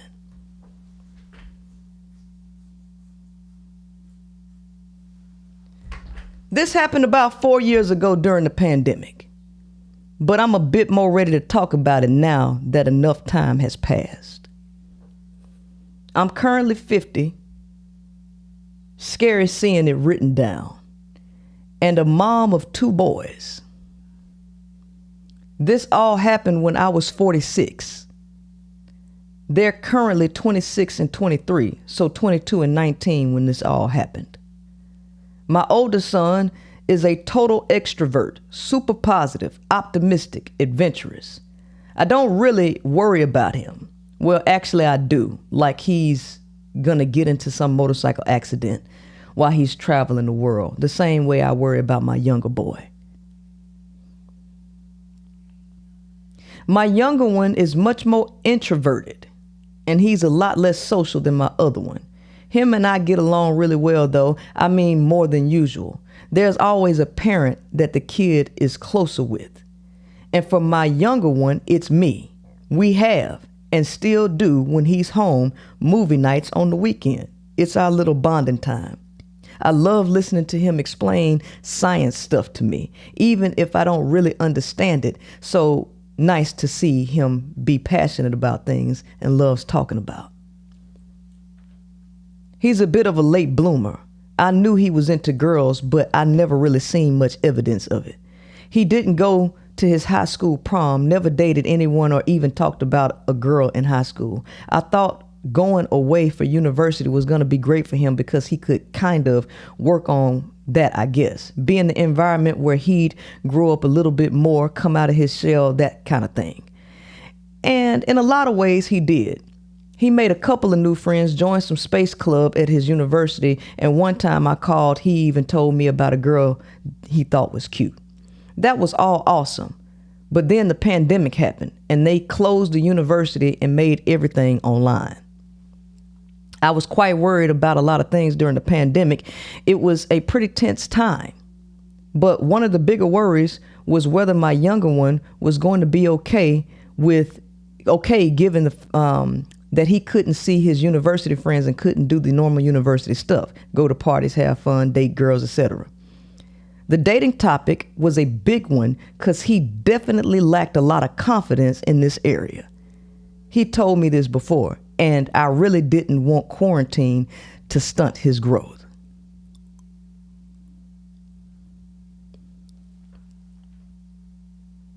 If you want to go to places to get unfiltered information, where do you go?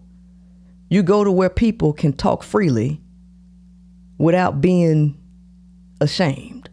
You go to forums. You go to where people can freely talk they dirt. Go to where they talk they dirt.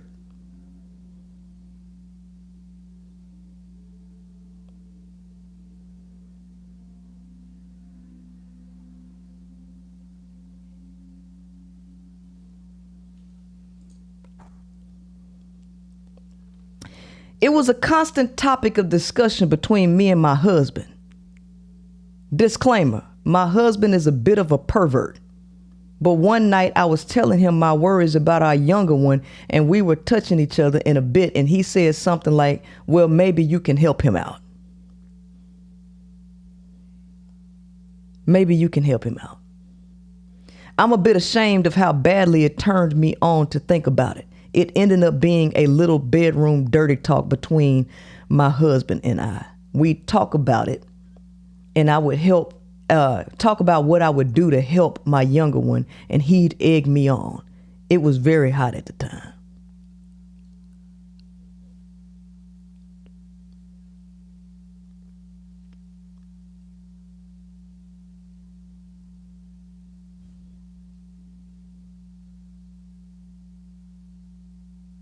I want you to understand.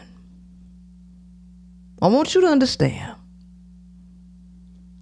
that the world that you live in, while y'all up here having surface level conversations and not digging to the root and to the core of this thing, you can't see why the world is actually jacked up. And you can't see why a lot of people ain't gonna fix it. And this is why I tell you, do you really honestly think that they got y'all fucking voting polls plugged up? Do you really think they finna let y'all vote and count your motherfucking vote to vote anybody in politics? You don't think that these folks know how sick y'all are and crazy y'all are? As if they finna give you any goddamn say so? They're not. No. You need the police. Defund the police, the hell. The hell? To mean defund the police? No, we need the police. What you mean, let you vote? Okay, let me give you an unplugged controller so you can think that you taking part in something.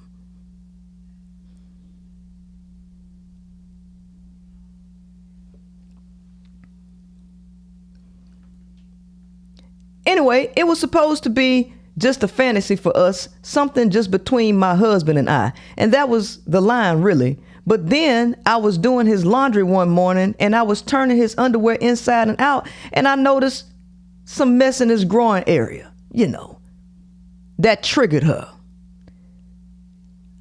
That triggered her to go in. Right. So anyway, to make a long story short, looked like she set up a movie night to come on to her son. And she got him to start handling her. He had this guilty look on his face afterwards. So I cuddled him for a bit and reassured him that it was okay, that I liked it, and I sent him off to bed. Huh. Anyway, skip. We continued like this for basically the rest of 2020. I really loved that I got to see all sides of him. There were some days where he was more rough with me, more demanding, where it felt like the only thing he cared about was needing me to do blah, blah, blah. I really loved and enjoyed this time in my life.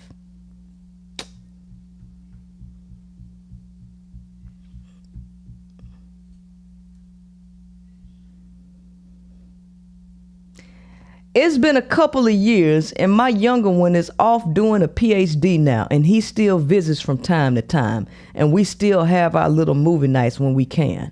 I get a bit emotional thinking about it from time to time, but I think at the end of the day, I'm happy I got to make him into the man he is today.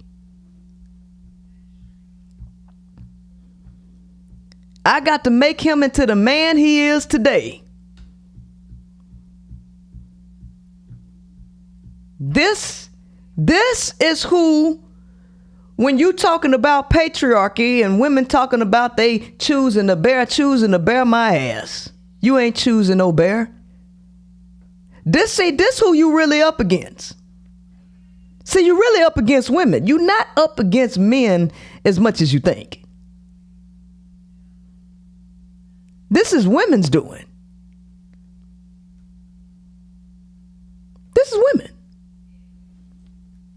Because if a mother can do this, what you think about the rest of the women? If a mother is doing this, what do you think about the rest of the women?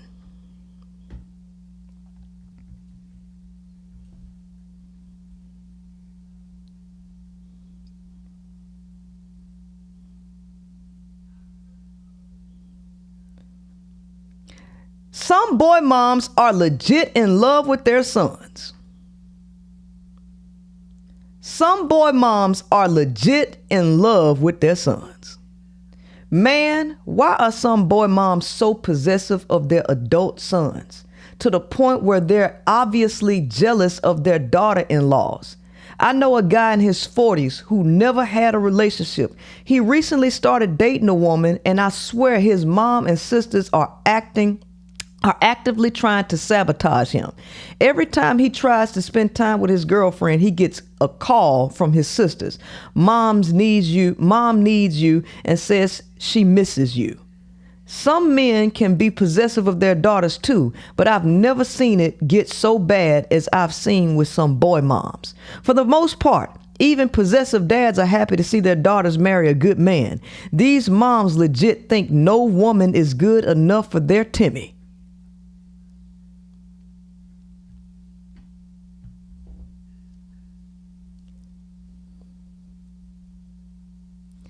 I think it's because some women marry the wrong guy and they seek this love and attention somewhere else. So they create their perfect man, their own son.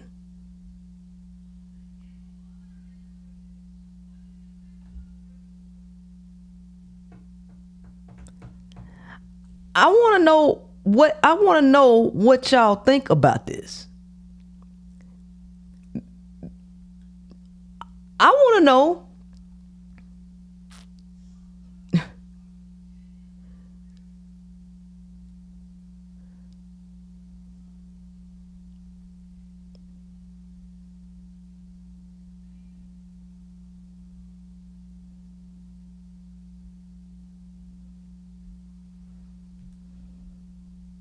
I am a man who had a sexual relationship with his mother.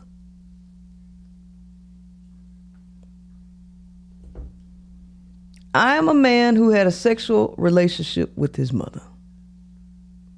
When I was in my teens, I had a sexual relationship with my mother. I think that we both characterize the experience as positive. Please feel free to ask anything, but I will not discuss anything that will reveal my identity. Recently, my mom and I spoke with a researcher that is studying examples of incest that were not traumatic. He is preparing a paper on the subject. I am not an advocate for incest. For whatever reason, it worked for us. Don't use my experience as a template. I am here to relate my experience, not debate incest and a subject. I started when I was 14 and my mom was 37. I have an older sister that was unaware and not involved.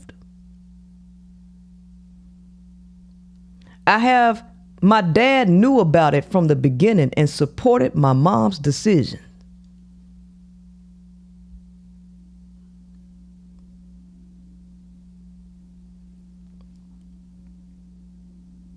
It ended around college.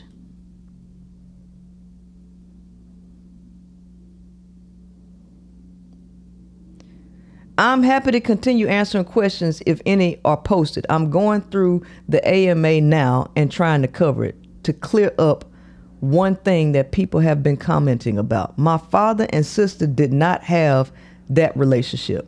Like I said, my sister was not wired that way. Plus, I did bring this up with my mom as our relationship progressed. She said that my dad wasn't I treated, and that my sister certainly wouldn't want to be involved. She said that my dad was jealous of the relationship that mom and I had, that he harbored no lustful thoughts towards my sister. There was no reason for my mom to lie to me about that back then. I certainly would have made the sneaking around a lot easier when my sister was at the house.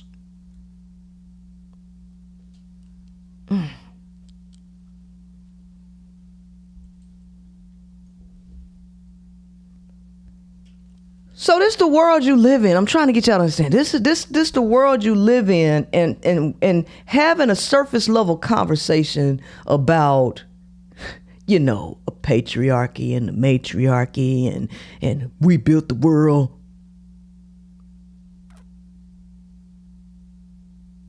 Women are victims.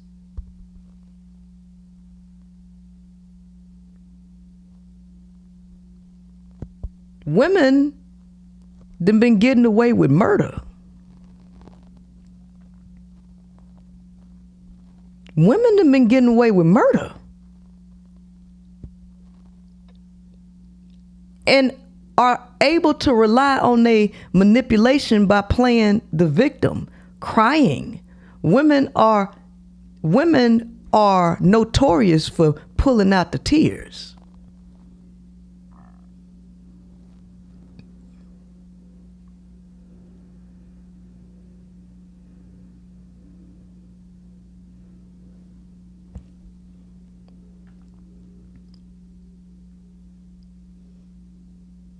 Somebody asked, what is it with mothers and their sons? This is going to be pretty disjointed rambling. Some of you may have read my last 2 rants. I'm the girl whose mother-in-law brought wine glasses for us, even though we don't drink, and then invited herself to my dear husband's birthday dinner. So let me back up here. Dear husband and I got married last month after 4.5 years together. We're young. He just turned 23 and both lived at home until shortly before our wedding because university is expensive. And that was a great way to save a lot of money. Anyways, the in-laws like to travel a lot for 2 to 3 weeks at a time usually. So in the first 4 birthdays that dear husband celebrated in our relationship, his parents were off somewhere for 3 of those. And it was just me and him for this birthday. This is important later on. Every year I brought him gifts. Most notably, the year I gave him 21 gifts for his 21st birthday. Took him for dinner and baked him a cake. I put in a lot of effort to make his birthday special. On Sunday, when mother-in-law invited herself along for his birthday dinner, she made some comment about, I'm your mother. I'm always part of your birthday. Then at dinner last night, she was going on about, it's the first time I wasn't there to kiss you good morning on your birthday. since it's the first birthday where he wasn't living at home, and then mother-in-law is one of those middle-aged Facebook women who has to take a picture every freaking time she goes to dinner and post it. So she insists that we get a picture together. The way it worked out was that husband was in the middle, and when you're sitting in the middle in a photo, you end up with the awkward "where do my arms go" thing. So he ended up with one arm around his mom. She posted that photo with the caption, "Hugging his first girlfriend." Hugging his first girlfriend. Remember that I'm in the damn photo too, although I'm well aware there were girls before me anyways. Which brings me to my point. Why does it seem that moms have a much more difficult time letting their sons go than moms and dads have letting their daughters go? My mother-in-law, as we were preparing for the wedding, basically demanded that anything my mom got to do, she got to do it too. My mother is a lovely woman and just went in with it. Seriously, my husband even loves my mom. She's the opposite of my mother-in-law and very much not possessive. Mother-in-law wants to constantly be involved in our lives, going as far as to text my husband to ask what he's eating for lunch, and just cannot let go. And based on stories I've heard from my friends and read on this sub, it seems to be much more common for Guy's mother to behave this way as opposed to the reverse. Why? Also, the day she discovered we didn't have wine glasses, she also discovered we didn't have ice cube trays. So guess what she gave husband for his birthday? Neither of us really care for ice. I want somebody to answer. Are you confused as to why Princella keeps saying women are the creators of patriarchy? Are you confused still?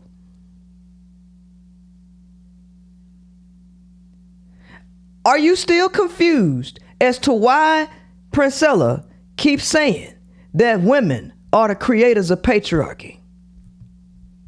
Because it starts with the boy mom, and then it trickles down to the girl who obsessed with Peter Wacker juice from that boy mom's, from his mother, and they get to fighting over the goddamn boy.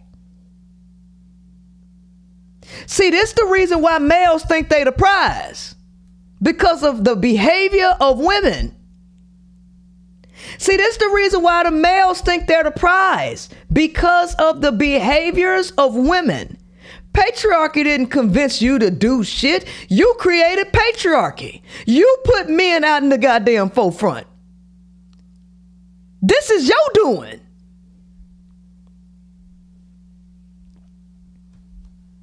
This is your doing.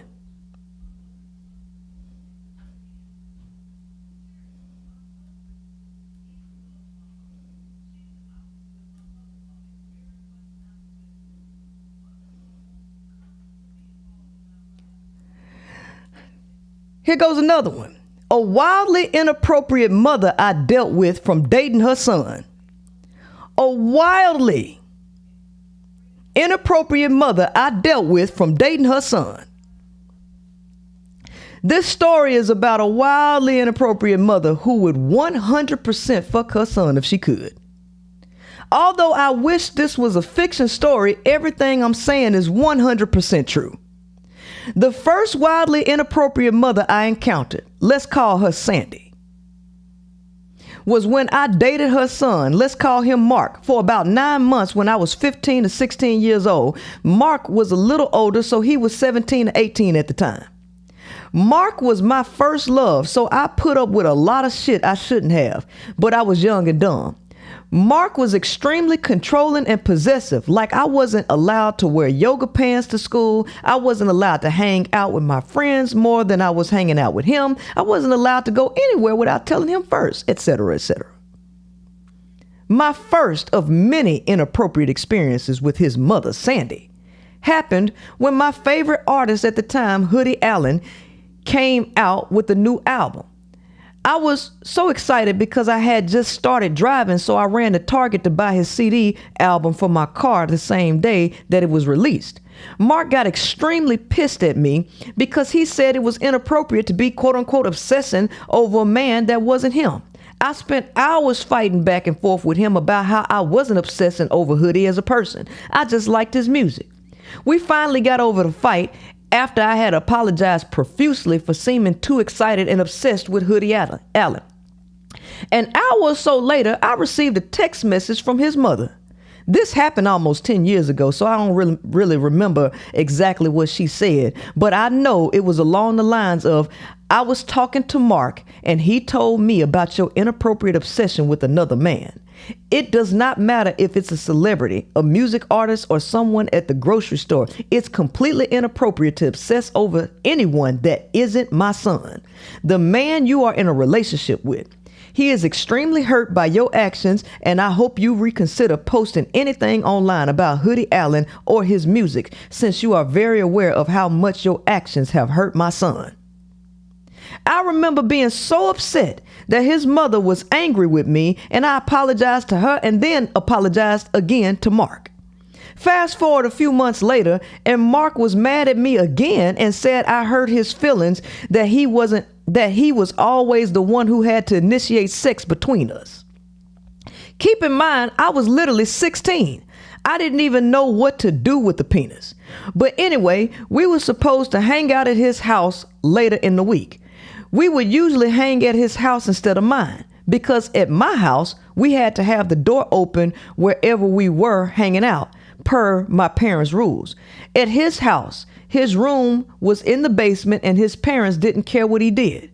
We could have the door shut and locked if we wanted. So anyways, we're hanging out like usual, and he said that his mom wanted to discuss something with me. I was freaking out because at this point, I already knew that Sandy was crazy. So Mark left his room and yelled up to his mom that I was ready. She walked in his room and closed the door behind her, so it was just us two. And she sat on his bed across from me. She had a bag with her and opened the bag to show me a bunch of different boxes of condoms. I just looked at her with a blank stare because I didn't know what was going on. And she said something like, Mark expressed to me how you haven't been initiating sex, and I can relate because it's a similar problem I have in my marriage with his dad. I got you a bunch of different condoms to try out because Mark told me how sensitive you are, and I thought it could be a fun game for you to try them and figure out which one you like the best. My son deserves to have all his needs met by his partner, even if it's uncomfortable for you. It's your job to fulfill all of his needs, but especially sexually, so he doesn't look elsewhere. You don't want that, do you? I don't even know what I said or how I responded to her, but she even went on to say something about how she knows Mark's size is smaller than average, but his dad's is the same size, and it's still possible to have a good sex life. I mean, can you fucking imagine being a grown-ass adult mother telling your son's 16-year-old girlfriend that it's her job to satisfy her son sexually? And talk about his penis size? Insanity.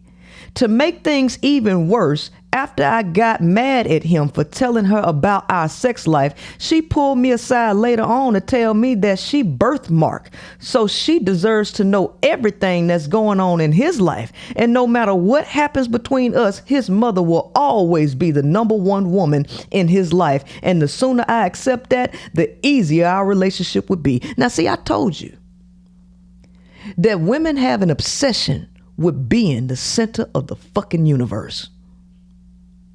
They want a man to worship the fucking ground they walk on and pay 100% attention to her.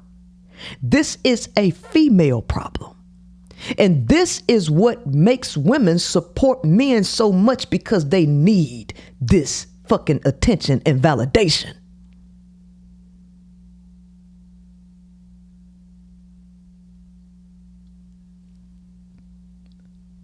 This is why women let Chester child molester stay in the house. This why. This why she support all the wicked her son does. Behind every strong man is a stronger woman. Behind every great man is a greater woman. Women did this shit. Women did this. Women did it.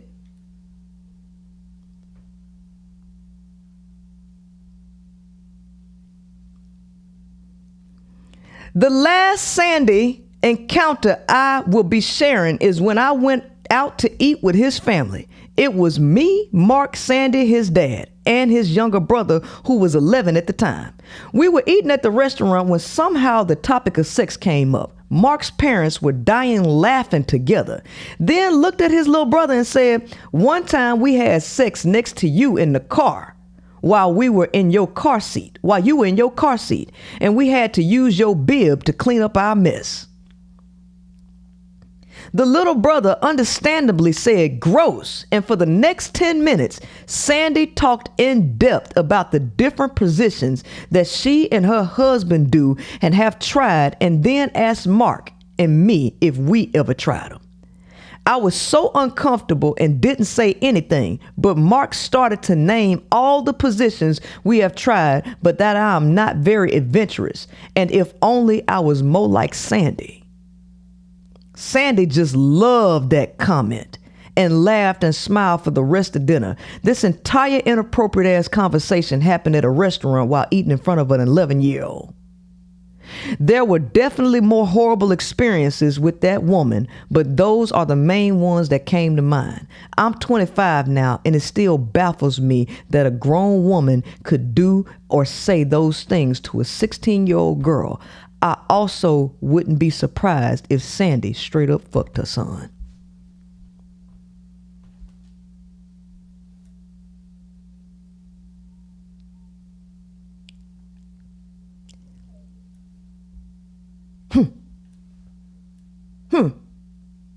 Well.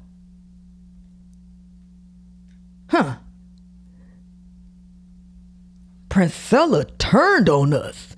Princella said she wouldn't allow boy moms into her community.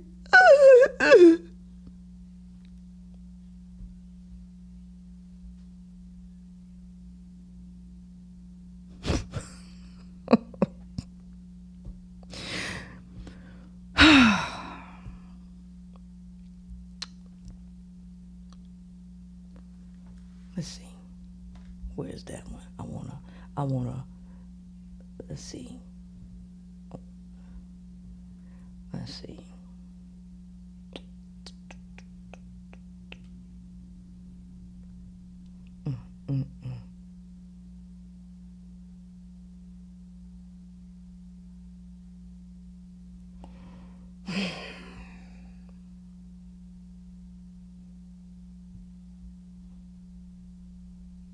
Let's see.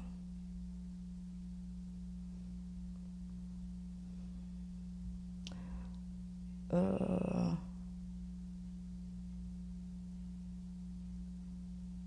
me see. I saw one that I want to talk about where the woman approached her son and made her son uncomfortable by, let's see.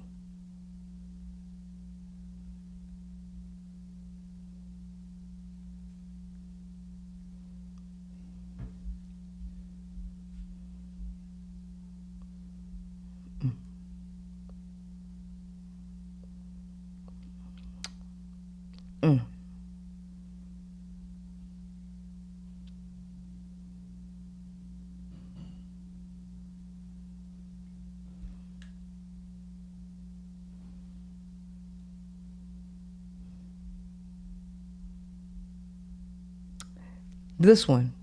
Look this one. 38-year-old female.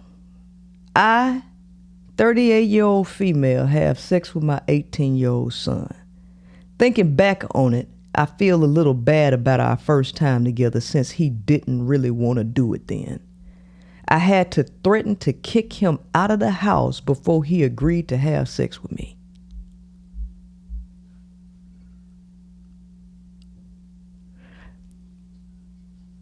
pulling rank on your son and threatening to kick him out because he won't have sex with his mother?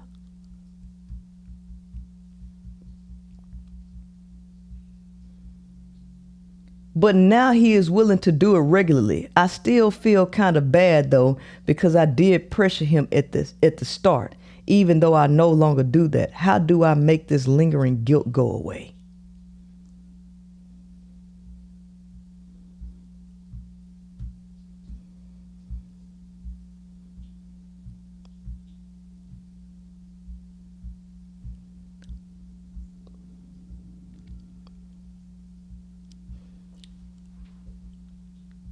Women been getting away with murder, y'all. Women been throwing stones and hiding their hand. And this why men get mad when they feel like you blaming everything on them.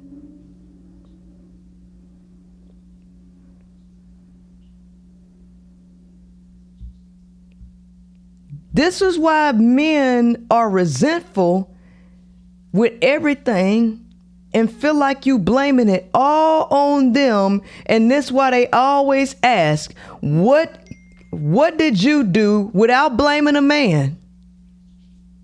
Without blaming a man, what did you do?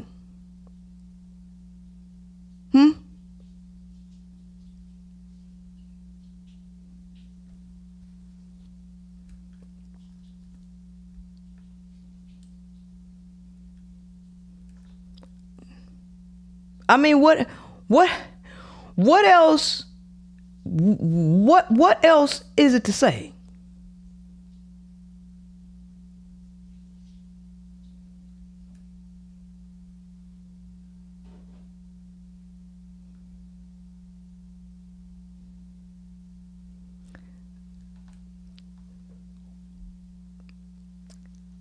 How many moms are seriously screwing their sons?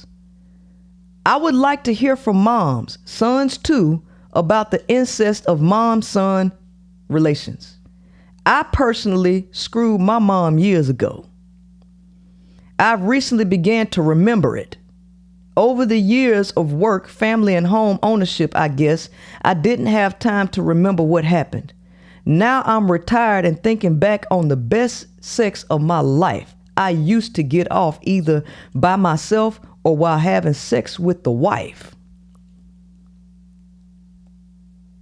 So you married to a dude and you think he's all into you, but while he's with you, he thinking about the time he was with his mama. And you wonder why the world is fucked up. And you wonder why the world is messed up. It's bugging me now. Is it common or was I just lucky? Listen to the wording. Listen to the wording. He say, is it common or was I just lucky? To turn this and say, was I just lucky? What does that tell you about their mind?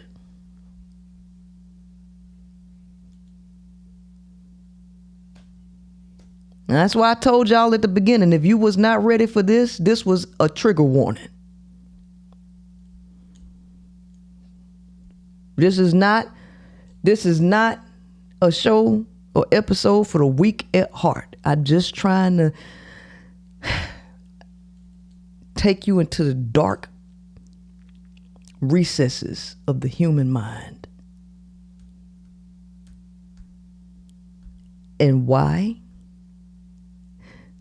humans have collectively manifested pure hell on planet Earth. Everybody talking about some, do you believe? But do you believe in the law of attraction? Do I believe? No. Do I know? You all are actively and collectively manifesting hell onto the planet. And then you vie to bring more souls into your fucked up land of punishment and suffering. How we gonna have babies? We need to reproduce. And to read some of these comments and how so many women getting excited, oh, I can't wait to have this type of relationship with my future son. These motherfuckers ain't even got no sons yet, and they already plotting on boys that ain't even here. They already plotting on the boys that ain't even here. And then you wonder why they talk about the Jezebel spirit.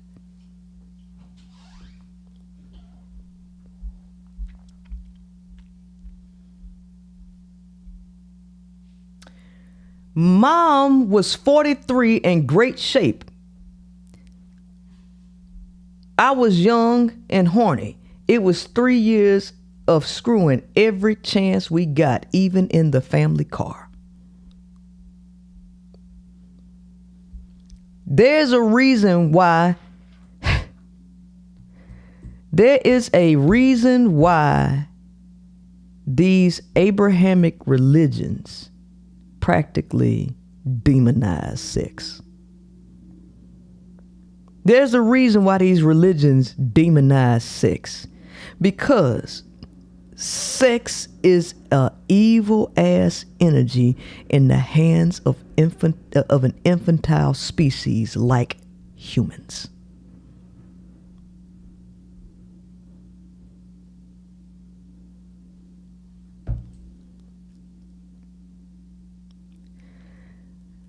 Mom here, I'm not screwing my son, but I really wish we did.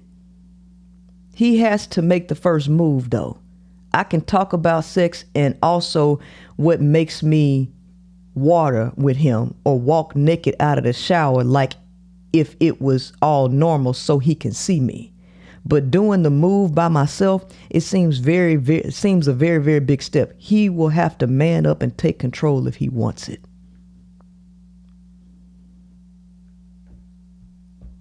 So the women are trying to seduce their own sons. The mothers are trying to seduce their own sons. So let me ask you this question again, one more time. How you expect a man to see you as a complete stranger of a woman when this is his experience with his goddamn mama? How can you be seen any better or any more righteous? And then you tease these males. Who hurt you? Maybe his mama did. Maybe his mama did.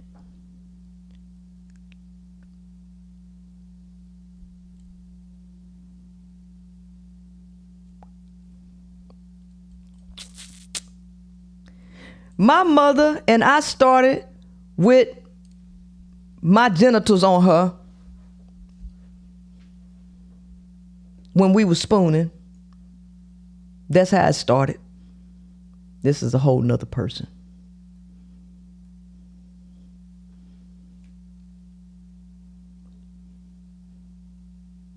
I couldn't hide my morning Woody Woodpecker. She saw it and asked me to sit and let her take care of it. This is what the mama's doing to their own sons.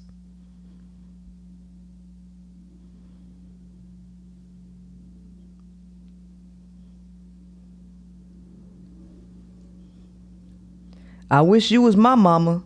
I'd totally make the move.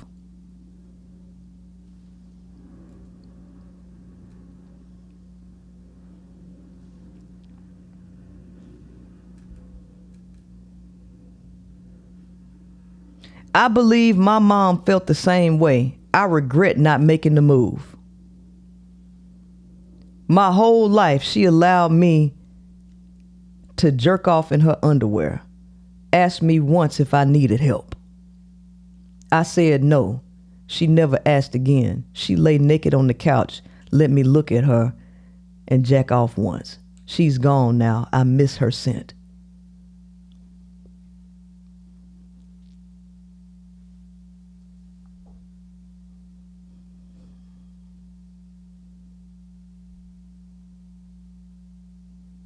These the people that want to keep birthing children on planet Earth. These the people who want to keep birthing children on the planet Earth. And ain't nobody else touching these kind of topics. Nobody actually wants to talk about what's really happening. Everybody wants to have baseless, ring around the rosy conversations that never touch the real issues in life. Nobody's going to convince me that women did not create patriarchy.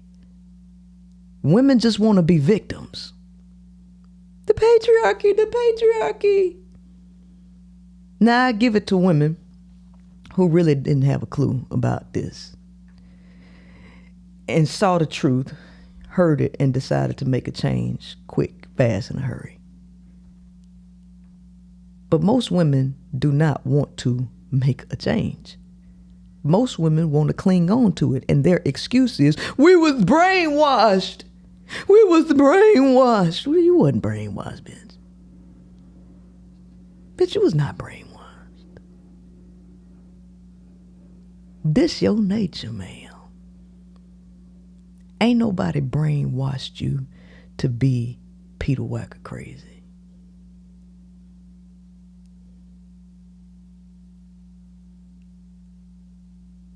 This why you can't understand me. This why the motherfucking women with sons get mad. This why you get mad.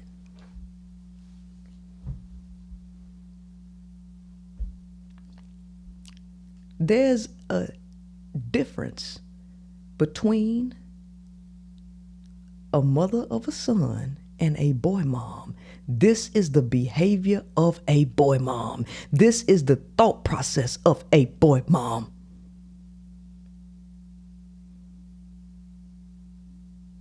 And if you identifying as a boy mom, you telling me a whole lot about you.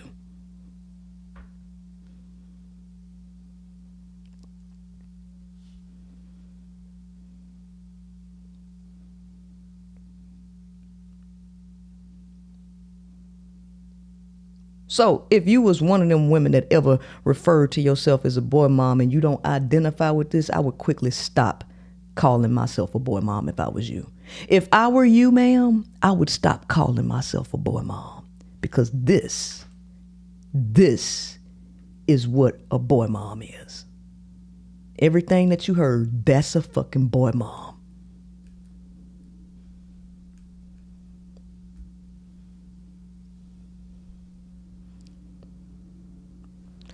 Do y'all want to call in? I don't mind taking a few calls. Do you want to call in?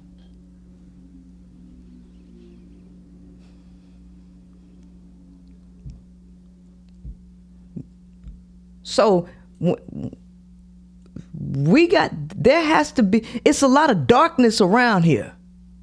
Somebody got to be an agent of light. Somebody has to be an agent for light. Where are all the light workers at? That's what I'm trying to find.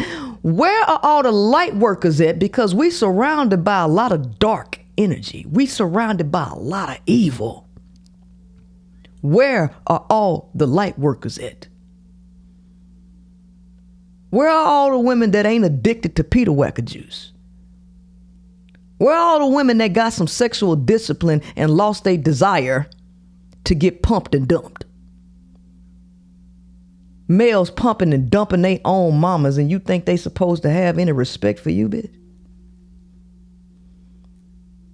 They pumping and dumping their own mamas, and you think they supposed to have respect for you? Man, that's crazy. That's crazy.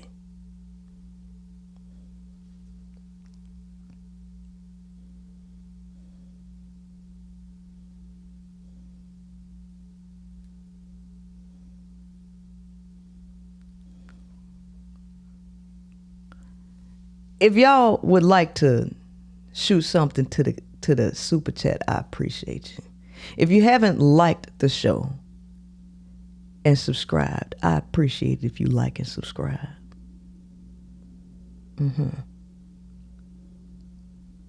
If you haven't copped the 41 Shades of Men, if you ain't copped 41 Shades of Men, you should get the book.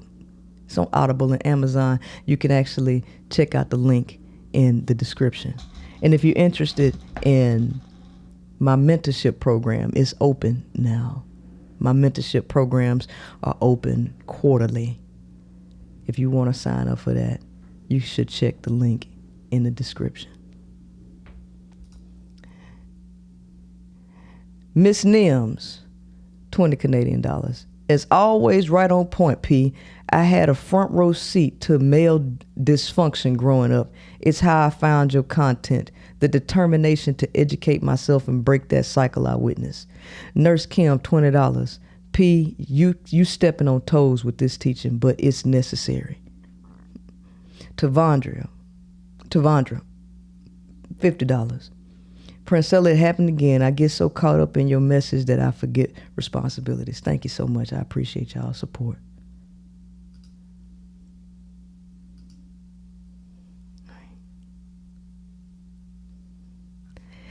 And for some reason, people think I'm illogical for saying that there needs to be a separation between males and females.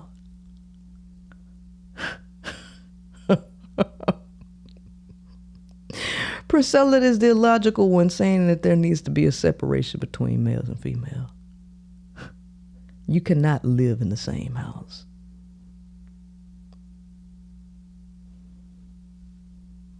You cannot occupy the same spaces. Big Leah, $10. Thank you. I appreciate you.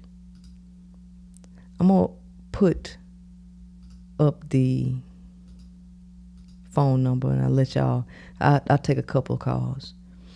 I'll probably take 3 or 4 and then I'm going to let y'all go. 832-627-6575. And if you haven't liked the show, please like the show. I know this one was dark.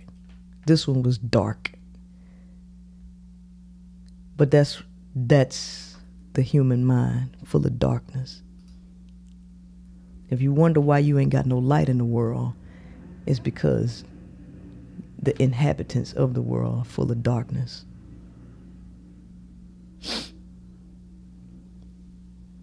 All right.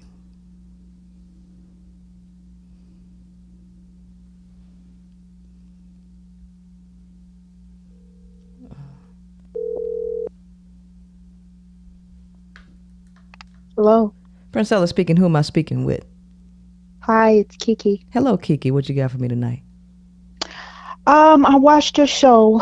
It's definitely heavy. Growing up in a household, seeing a brother who has never, not once, been able to have a successful relationship with any woman, who only wanted to love him. It makes me think, like, could this possibly be a reason too? Because it was a very dysfunctional household. And I can't help but to think, I mean, we don't want to think like that of our own mothers, especially in the Black community. You know, they are sacred and they can do no wrong and they're all Black queens. And it just makes me think that there's something inappropriate happen. Is that why no woman could ever satisfy my brother because she wasn't his mom? It's always the possibility, as you see. Because y'all know Marlon Wayans came out saying that he never got married because he didn't want to basically disappoint his mama, because she basically wanted to be the center of attention. Yeah, something with sons and the mother-son relationship. And at first I thought that, maybe he never had a good relationship with with a woman because he deep down kind of hated his mom for with our mom for the things that she allowed him to go through at the hands of her significant other. Mm-hmm. But now I'm thinking, maybe was there an inappropriate kiss or hug? I mean, because the last relationship that I was in, the man told me that he was a mama's boy. It was the first and last mama's boy I ever dated. Mm-hmm. And he told me his mother had kissed him on the neck in a way that it was very inappropriate. Mm-hmm. I mean, and their relationship was obviously a little deeper than mother and son. And it just made me think, like, was there some type of kiss on the neck or grope, or, you know, when he was a young boy, like 15, 14, you know, to try to soothe what she was allowing him to go through. Mm-hmm. It's wild. Yeah. Like maybe he was trying to be comforting and it kind of crossed the line. Mm-hmm. Because he about to be 60. He has never been able to be with anyone. Wow. Long term. Every woman who ever came into his life to love him, it ended with them getting hurt. Wow.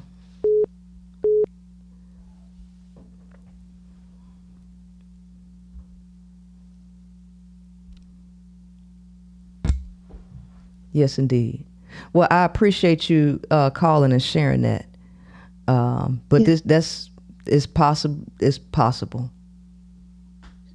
Thank you so much for talking about this, because we just don't, in the Black community, we just don't. Our mothers are just upheld and they can do no wrong. It doesn't matter if they're mentally ill. It doesn't matter if they're abusive, on drugs, if they allow you to get, you know, violated. It just doesn't matter what happens. If you say something, everybody's going to say, oh, well, you only got one mama and pray for her. And it's never any therapy. It's never any real talk. Mm-hmm. It's never any accountability. It's always forgive her, forgive her. You only got one mama. Well, that's your mama. Well, what you going to do without your mama? And then we look at these TV shows like, you know, Good Times and all that. Baby, Florida Evans type of mama ain't been around for a long time. I'm not saying they didn't exist, because I grew up with a church hymning, singing grandma. You know what I mean? So I'm not saying that type of woman never existed, but she have not existed for a long time. Yes, indeed.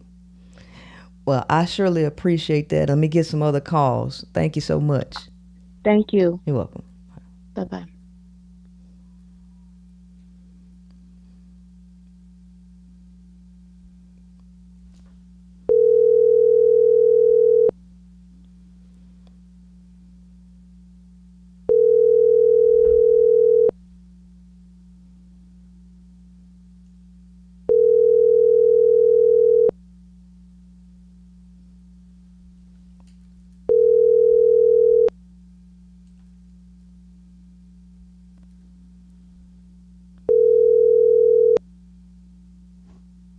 Hello. Princella speaking. Who am I speaking with? Hey, Princella, this is Trixie. How are you? I'm excellent. What you got for me tonight? Oh, this has been a crazy, amazing episode, but it's an episode we needed to hear. Thank you for just having the willingness to cover it. I mean, this is the reality, unfortunately, is even though it seems so awful, but that's only the stories that people were even brave enough to even share. That doesn't even include, there's probably a lot of people that do this a lot more than we'd like to think, unfortunately. So I just want to keep that in mind. But I and just seeing a lot of like little behaviors from people around me, especially women with children, like I pick up on those things, and I see little bits of just like weakness, especially with their sons. It's so apparent, and it's very alarming, and it's normal. Like, it's no big deal, that it's okay. It's just, I'm just being expressive with my son. It's sickening. Mm-hmm. So thank you. I just wanted to say, I did have a question, not so much maybe related to this, but just advice. I am a bit more introverted as a person, and I do struggle with like relationships with like not friendships, but since I've been doing a lot of work on my own, the phenomena is happening where I feel like I want to separate from people because I just feel like their energy isn't vibing. You can clearly tell like they're people that are just in a lower vibration, and they're in their lower selves. And I want to separate just because I just know like it's not healthy for me. But I guess what's difficult is they don't want to let go. Mm-hmm. So is there any advice you can give me on just how to create that separation, but do it in a way where I don't want to hurt that person, but it's just, I know that it's best for me, and I just feel like that relationship is just ending its course. Well, just create distance, stop calling as much, stop answering the phone as much, get real busy, right? Yeah. Just, and that's why they say you got to love people from a distance, feed them with a long handle spoon. You have to distance yourself. That's the only way that you can save yourself from this world. You have to you got to let it go. You got to leave the world behind. Yes, very true. Thank you. Mm-hmm. I appreciate it. And thank you for everything you've done. Honestly, you're changing so many lives. Thank you. I'm good luck to you, and I appreciate that. Of course. You have a great night. You too. Bye-bye.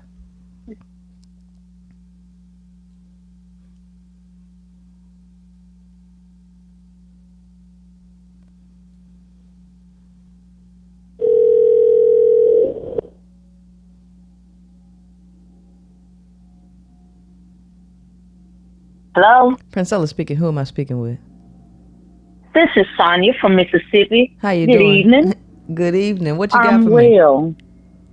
Well, I'm first of all, let me give you your flowers, because I have to tell you, you have some balls to have this conversation, and more women need to hear this conversation, especially women who have sons. Mm-hmm. I grew up in a time where men sent their sons outside the house to go play. Let a boy be a boy. Get out the house. Don't need to get up under your mama's skirt. Things of that nature. Right. And now I see why. I would have never fathomed that I would have came across this conversation with you having about boy moms.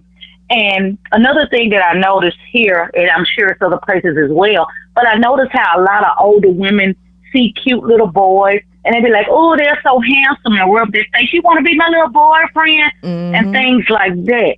It's very disturbing, very sickening. And not only that, what I've noticed in the past years, that on social media, you see a lot of these young girls grooming their sons up to be like, I guess, the man that they wish they had or they want them to be. Mm-hmm. There is one video that was out some years ago where a young girl had her baby with these fake tattoos and these jumbo locks in his head, wigs, as they call them. Mm-hmm. And the baby couldn't have been no more than about maybe 3 years old, and they having their children dressing with the pants hanging out their tails, a young boy. Mm-hmm. And I'm just like, if this ain't a manipulation and a recipe for disaster, I don't know what it is. Right. So I really wish and hope women will continue to link on to other women and listen to these conversations and these podcasts that you have, because even when you started with the men, I've linked onto that kind of feeling years ago, because I have 3 brothers, and I noticed that my brothers don't have the linkage. They feel like women are less than and don't have no say-so and things like that. And I would always say a woman has her place to say what she needs to say, and let a man stay in his side and say what he has to say. And my father also used to say things like a man has no purpose for a woman, only to reproduce. That's it. Mm-hmm. And now it all makes sense. And now hearing about these boy moms, which is a very strong and disturbing topic, I really hope women start doing a reevaluation before they even decide to have children, or if they do have sons, stop coddling them. Be careful what you create, because what you're creating is a monster. And again, I want to say thank you so much, Priscilla. Continue doing what you're doing and stay blessed. Thank you so much. I appreciate you. Bye-bye. Bye-bye.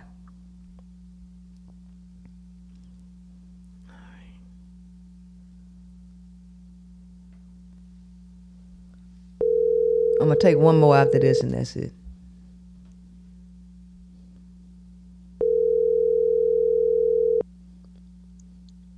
Hello. Princella speaking. Who am I speaking with? Hi, Princella. This is Alice. I'm from Fort Lauderdale, Florida. It's such a pleasure to speak with you. Likewise. What you got for me tonight?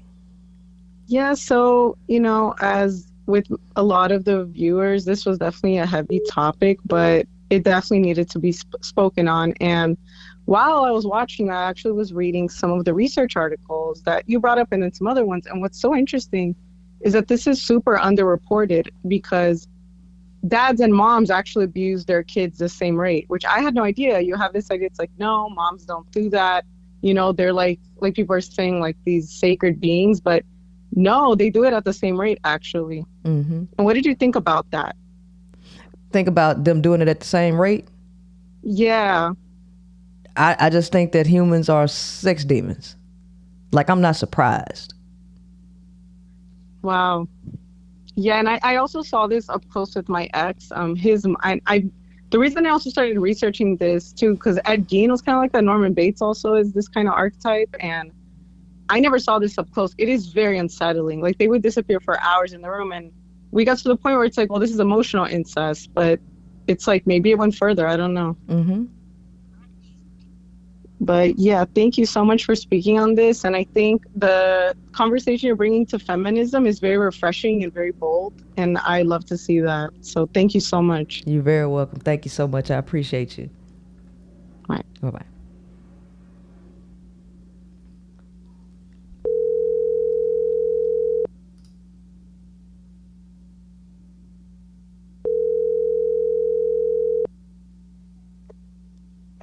Hi. Hello, Princella. How you doing? Good. Hi, it's Rachel. I called you a long time ago when you did the boy moms, the first one you did. Yes, ma'am. How are you? I'm fantastic. Thanks for calling again. Oh, thank you so much for taking my call. So, yeah, I have a boy mom, and I don't know if they ever had, relations, but when you were reading some of that stuff, I was thinking, like, whenever we were teenagers, my brother would always my dad worked the night shift, and my brother would have nightmares. And he would at first try to come in my room, and I'm like, get out of here. Like, he snored really loud. I'm like, I didn't want him around me. He started going in my mom's room, and my mom was like, make sure you go back in your room before your dad gets home, because my dad would get home like 2, 3 in the morning. And I don't know, I just thought of that when you read that one thing about the mom, like saying I don't know which one it was, I'm sorry, but it made me think of that. And I was like, oh my God. And then now, like, of course, we're grown in our 40s, and she just, the things in the way she acts, like, this is my son, and my son, he walks like your father. Like, she doesn't refer to him as my brother. She calls him her son, which is like, feels like possessiveness, and it's just weird. Yeah. So, and like, he was into bodybuilding, and she was always like, oh, look at your muscles. And it's just cringy, just everything. And I'm thinking, I wonder if they were going even past the line when I heard what you were reading about that lady sneaking her son in or something before the husband got home. I was like, oh my God, that was happening. And I was just thinking, oh, well, my brother's just scared. But that went on until my parents divorced when my brother was like 17. And he was like a big old grown kid, and it was still, and even as an adult, like, and it was like necessary. For my mom, she needed to live somewhere while she was in between selling a house and have another house built. And her and my brother lived in a tiny, I mean, they were like a little like travel trailer for a whole year and a half.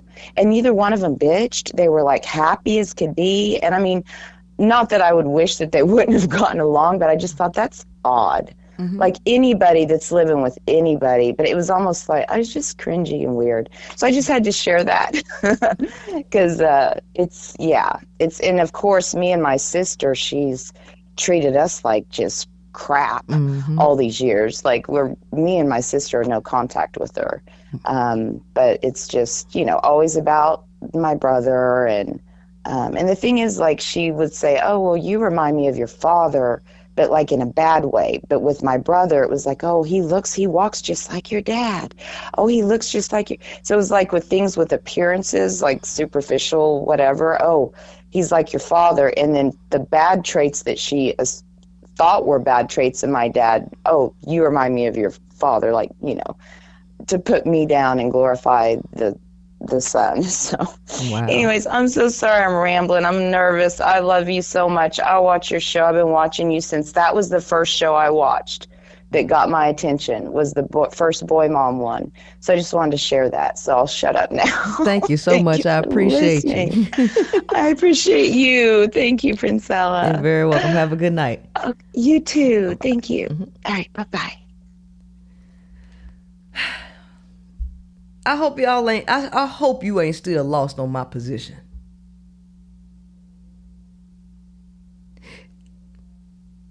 Women, remember I told you, women hold 90% of the responsibility.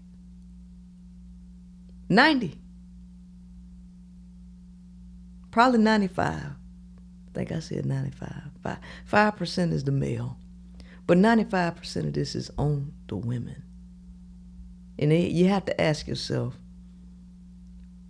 why was two sexes ever even created to begin with? This is the worst thing that could have happened.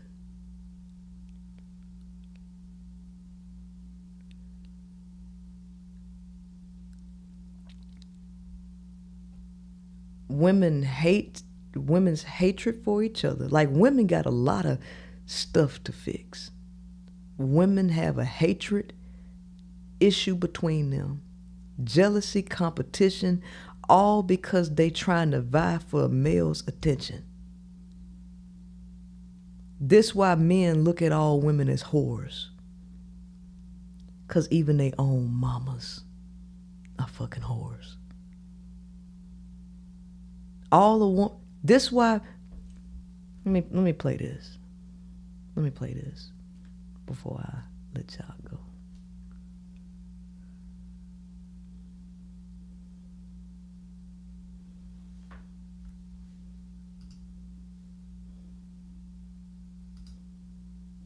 Women couldn't do none without men. Women want so much attention from men.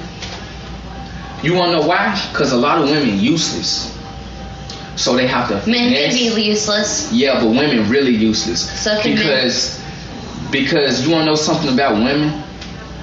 Women play so hard to get and they make you chase you. And do you know why they play so hard to get and they make you chase them? Why? Because after you get something from them, there's nothing else about them worth it. After you smash a female, it's nothing else worth it about them. That's why they gotta play so hard to get. That's why they gotta put 10 filters on their face. That's why they so insecure. I studied women, because I got 5 sisters and a twin. I studied women. So, let's talk about it. Y'all wanna talk about And for some reason, women think women's empowerment is about positioning women to be victims. Women don't actually understand what it means to be empowered. You think being empowered is having a Peter Whacker swinging contest with men, calling them dusties and shit. No, bitch, you got a lot of fucking work to do on yourself, ma'am. You have a lot of work to do on yourself. Men look at you as whores because you are. And for some reason, women think the biggest insult that a man can have is that you too masculine or a stud. That's actually a goddamn compliment. Given the state of women, that's a fucking compliment. Because look how low women are. The reason why the bar is in hell is because women put it there.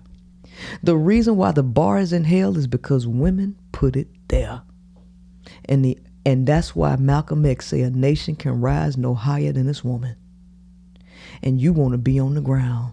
Women think women's empowerment is telling these motherfuckers what they want to hear and just pointing the finger at men. What's wrong with you? What's wrong with you? Princella switched her message. She's changing sides. A nation can rise no higher than its woman. Being on your side don't mean just dismissing your piss-poor behavior. Don't mean giving you a pass for all your fuck shit. Yes, men doing what they doing. But the onus ain't on them. It's not on them. And the reason why the world look like this, because you birthed them all here.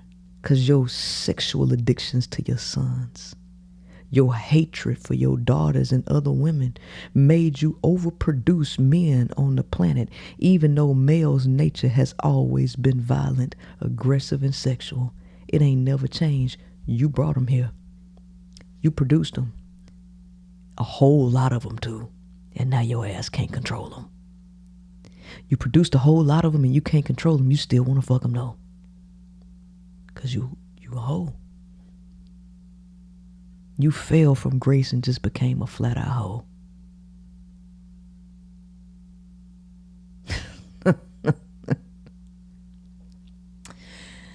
Well, I want you to sit on that. If you want to join my mentorship program, if you really want to level up and get some act right in your life, check out the description. Click the link. I have a 90-day group program and a 90-day one-on-one. If you really want to do better in your life. All right. Y'all have a good night. I'll see you next time.